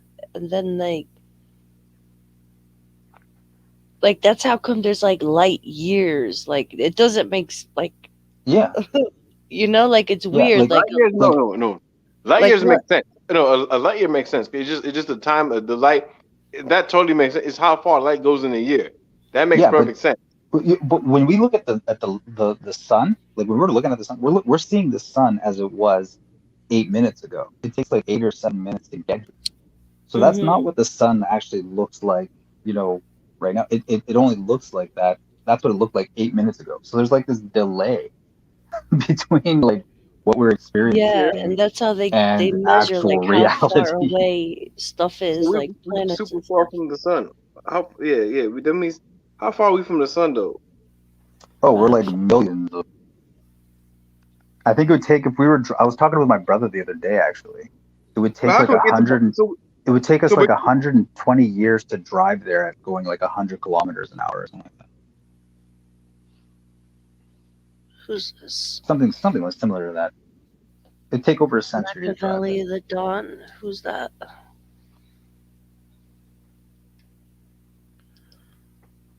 Hold on, let me see who this is. Who's that? Tupac. Who are you? who are you? Hello. Who's that? Hello. Hi. How you doing? Howdy. Howdy. Who's this? Machiavelli dog. Is Who? it troll?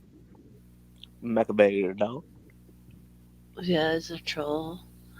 What you got Oh, to say? You got uh, anything good to say? just give me a minute. I'm just listening in. Thanks.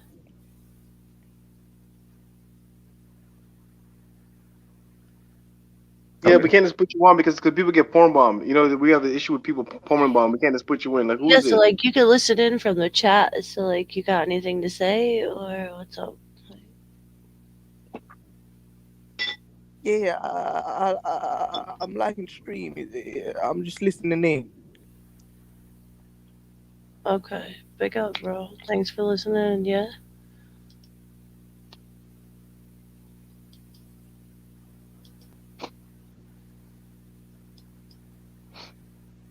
Okay.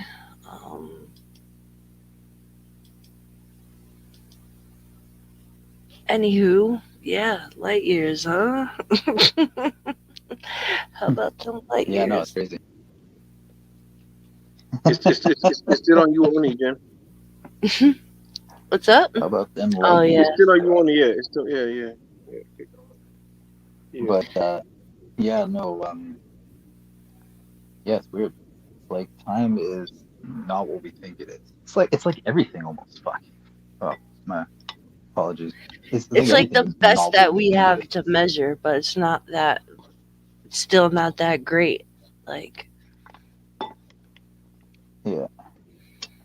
I think it's just like our brains didn't evolve to be able to make sense of things that are really small and really big. Our brains have like evolved to like survive on the savannah, run away from predators and find things to mate with. You know what I mean? Find food and find mates. That's what our brains have been evolved for, not to like contemplate tiny, tiny particles and photons and black center, the galaxies and black holes or anything like that. Like, yeah, so it's like when we do, things just make no sense. It's like, what? How does this make sense to our sense of reality? Because what's real to us or what we think is real only has to do within this certain framework of like these biological demands to survive and reproduce. It's like outside of that, things of our don't. condition, would that be our Yeah, condition? yeah, totally. Yeah, our Yeah. condition Condition. to Yep. Mhm. So, and then, we then create these stories of religion, I think, to kind of, is also a type of survival mechanism. It's like it provides a tribal cohesiveness. If everybody's in the in group, when we're all believing the same thing, that's a way to provide like a solidarity in a group, which provides more security and safety and the ability to, have proper interpersonal relationships. But then if somebody from another group comes along, holy shit, and they have a different set of ideas, and it's like, and then you get all these inter-tribal warfare, and that. So that's kind of how I see religion. Religions are like survival, cultural survival tools in a way. That makes any sense. I don't know if I did. I mean, yeah. I mean, it makes sense. I see what you're saying. Um, and it's like even people even outside of religions is like just cultures themselves. I mean, Yeah, that's just culture itself. That's right, what's right, customer yeah, about there. Yeah, that's just culture itself. Culture itself is like that. Even cultures that even cultures that might not even be theistic might still have the same elements, even though they're not even theistic. So Islam is like it's groups. Anytime you have a group, you're gonna have group dynamics. yeah, Group dynamics come inherent with groups. Just how it is. Whenever you yeah, have a group or collect or any type of collection of anything. totally.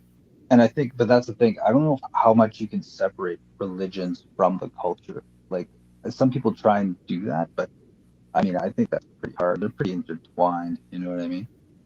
Like imagine thinking of Saudi Arabia without Islam. It almost like what?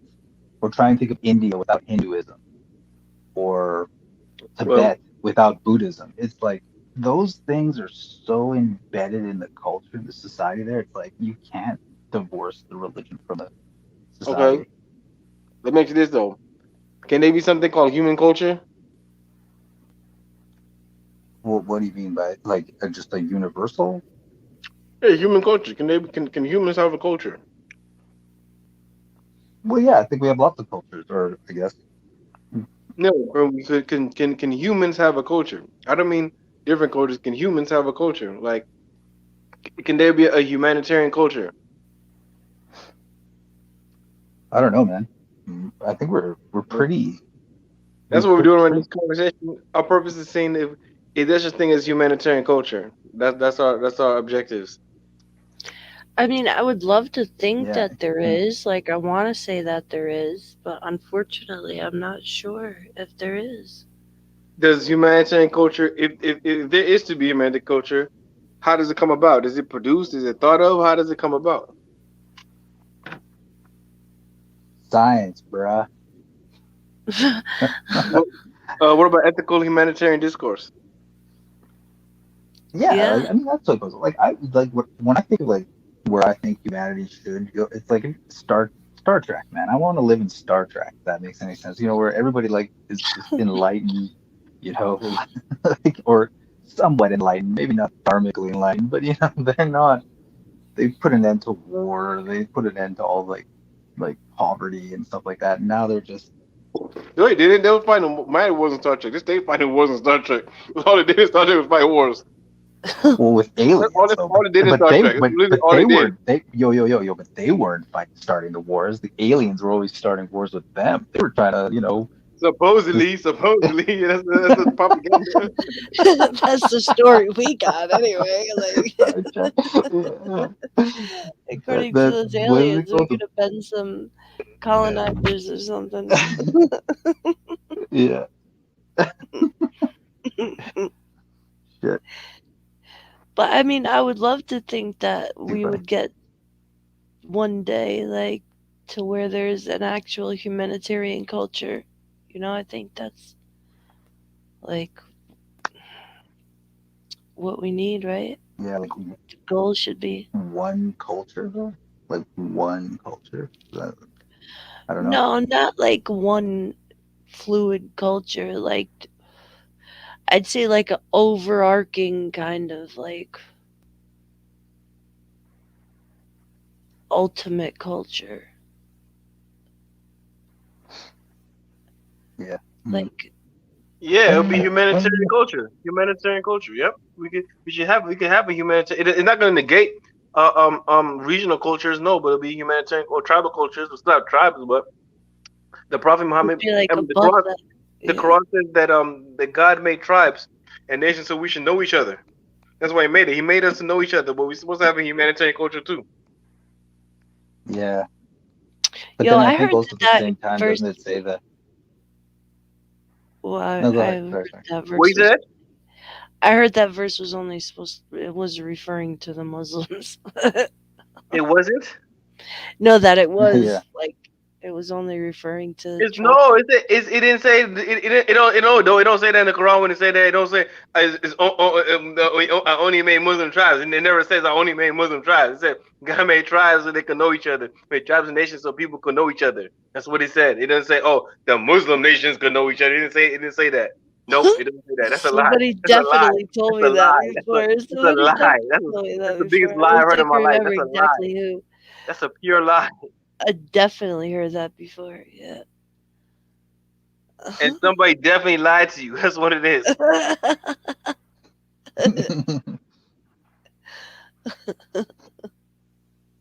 He says it made tribes and nations so we can know each other and not hate each other. So we can know each other, and that's why he Yeah. made it. Right. Right. Yeah, Because but also, yo, every culture has a lesson from their environment. You understand? You Hmm. have a lesson from your environment. It's like you learn about Iceland through Icelandic culture because they lived in that environment. It's an environmental thing. Cultures are environmental adaptations. Mm.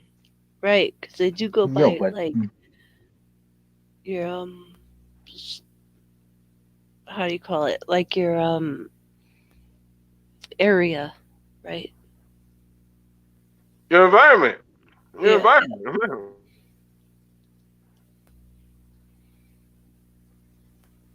well, I was gonna say Yeah. something, but I was like, why bring it up? Just to cause Yep. divisiveness. It's your environment. So we all have different cultures due to our environment and their adaptations, their lessons. But ultimately, if we see everybody as one species, culture will be something to know from, like the Quran says. Um so we can know each other.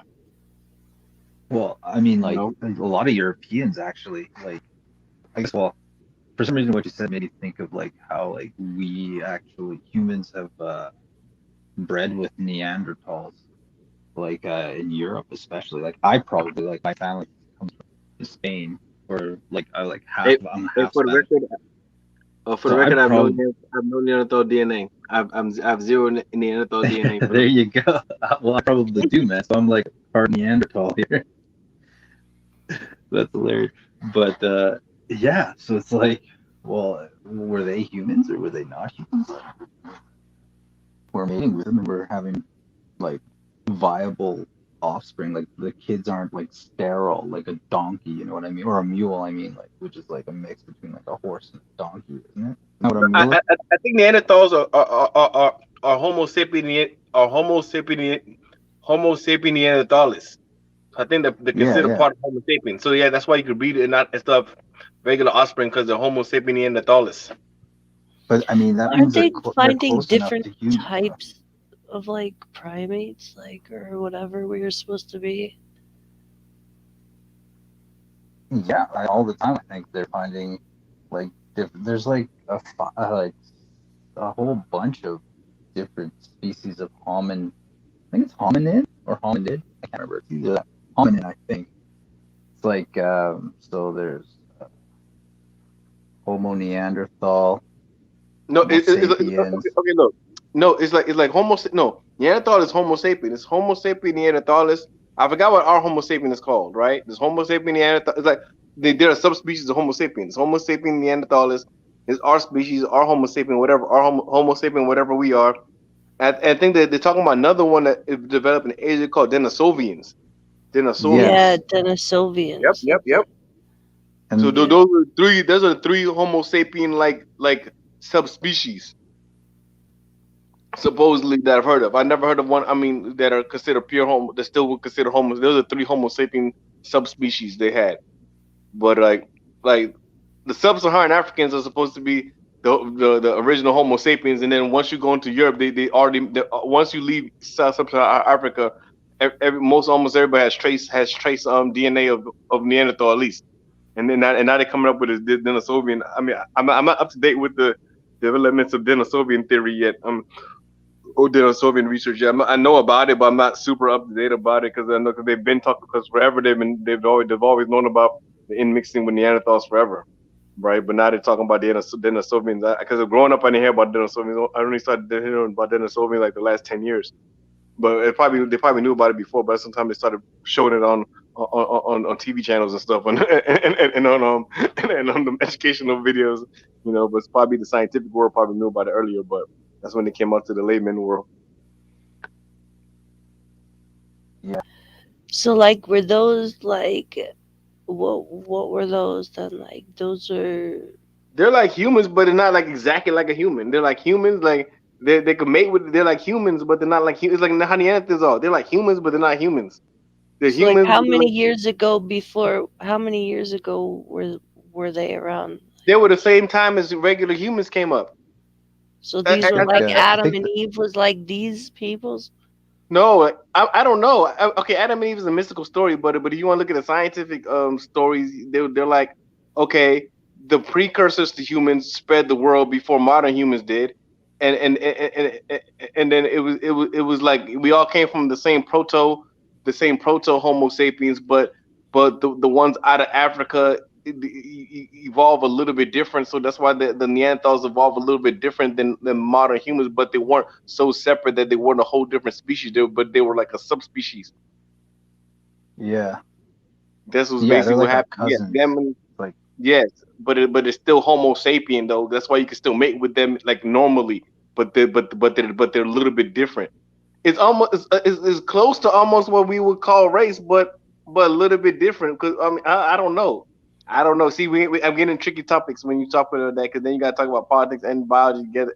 And then I'm not a biologist enough to talk about it as if I know it. And then also you get a political thing about race, but it's almost like they were a breed. It was like I mean, okay, like Neanderthals supposed to be hairier. They're supposed to be stronger built, a little bit shorter. They're supposed to have like barrel stomachs, like supposed to be more yeah, stout. I mean, it's certain features they had, but um, but our breed of Homo sapiens came and outbred everybody. It came and conquered everybody else. It was a breed thing. Our breed. But if you go yeah, outside of Africa, everybody still has because they bred, but they conquered other people, but they obviously mated with them when they were conquering. They're getting the spoils of war against the Neanderthal booty. Against the Neanderthal booty. Against the Neanderthal yeah. booty. Against the Neanderthal Oh man, my ancestors in Spain were free Yeah, getting with against that the Neanderthal Neanderthal booty, booty. buddy. So I just try to think like where does that and the like creation story like line up? Like are those supposed to be like that's what I'm saying like was that before Adam and Eve then or cuz that wouldn't line up with the creation story, you know what I'm saying? So like And Yeah, oh, that's our question. oh wow. He cut out. That's I don't like that question. Well, I think I remember talking to this one So Muslim guy who was saying that time like is how do also they yeah, they like think oh of there he time is. yeah, differently. I'm like, yeah. I was gonna say, like me, I mean, I don't take the creation story literally. I don't take it literally. I take it like mystically and symbolically. And I still believe in intelligent design. I believe there's a creator, but I'm an intelligent design guy. Okay, so he intelligently designed those Evolution, yeah, Denisovians and whatever. yeah, intelligent design. I think there's a logic to creation. There's an intelligent design. There's a logic to creation, but I do believe in evolution. I believe evolution was done by intelligent design. Okay. But how old is the Earth and the universe I don't in know. Ask a scientist. like? 'Cause You have to some ask a people say scientist. like yeah, because some guys have said like 1 day is like a million years or something like that. But it's like I don't know. I'm probably wrong on the numbers there, but that's how one guy was trying to make sense of it. Because I'm like, dude, we know the universe is like 13.8 billion years old or something like that. He's like, Yeah. and like, didn't Allah create the Earth in like, or the solar system in like 6 days or something like that? He's like, no, each day was like 100 million years or something like that. I'm Oh, like, I heard that too okay, before. Yeah. yeah, I don't know, like, I don't try to line up the creation story and science together. I think the creation story is a mystical story about that we yeah, all. You just been telling us that we all one. We all one. We all come from Adam. We all one. We all people. To me, the Quran is a mystical book. It's very. Mm.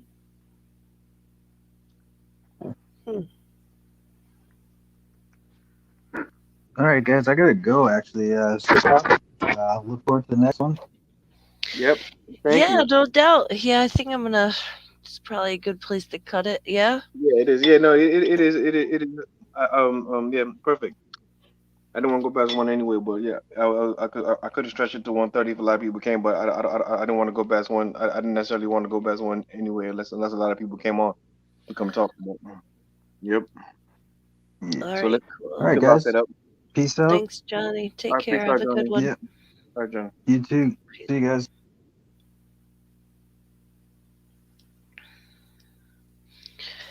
So Okay. yeah, thank you for another episode. We'll be back Sunday. Yeah. Yeah, we'll be back Sunday. Yep, we'll be back Sunday. Yep. All Sunday, right. 8 o'clock Eastern time in USA. Okay, everybody come holler at us. Thanks a lot for showing us love. Thanks for coming out. Hope you enjoyed. Hope you learned. We got into the book. We got into some philosophy. We got into Kant. We got into a lot of things. So it's really been an educational program. I'm learning a lot. We're learning a lot. Is the Yeah, education. I am too. Yep. So let's keep it up, everybody. Thanks for coming out. Thanks for learning with us. Thanks for sharpening us. Thanks for doing good. So we'll see you later. Uh, thanks, Jen, for All hosting right. me.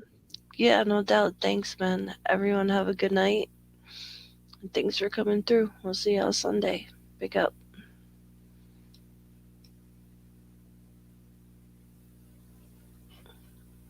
Night, Victor.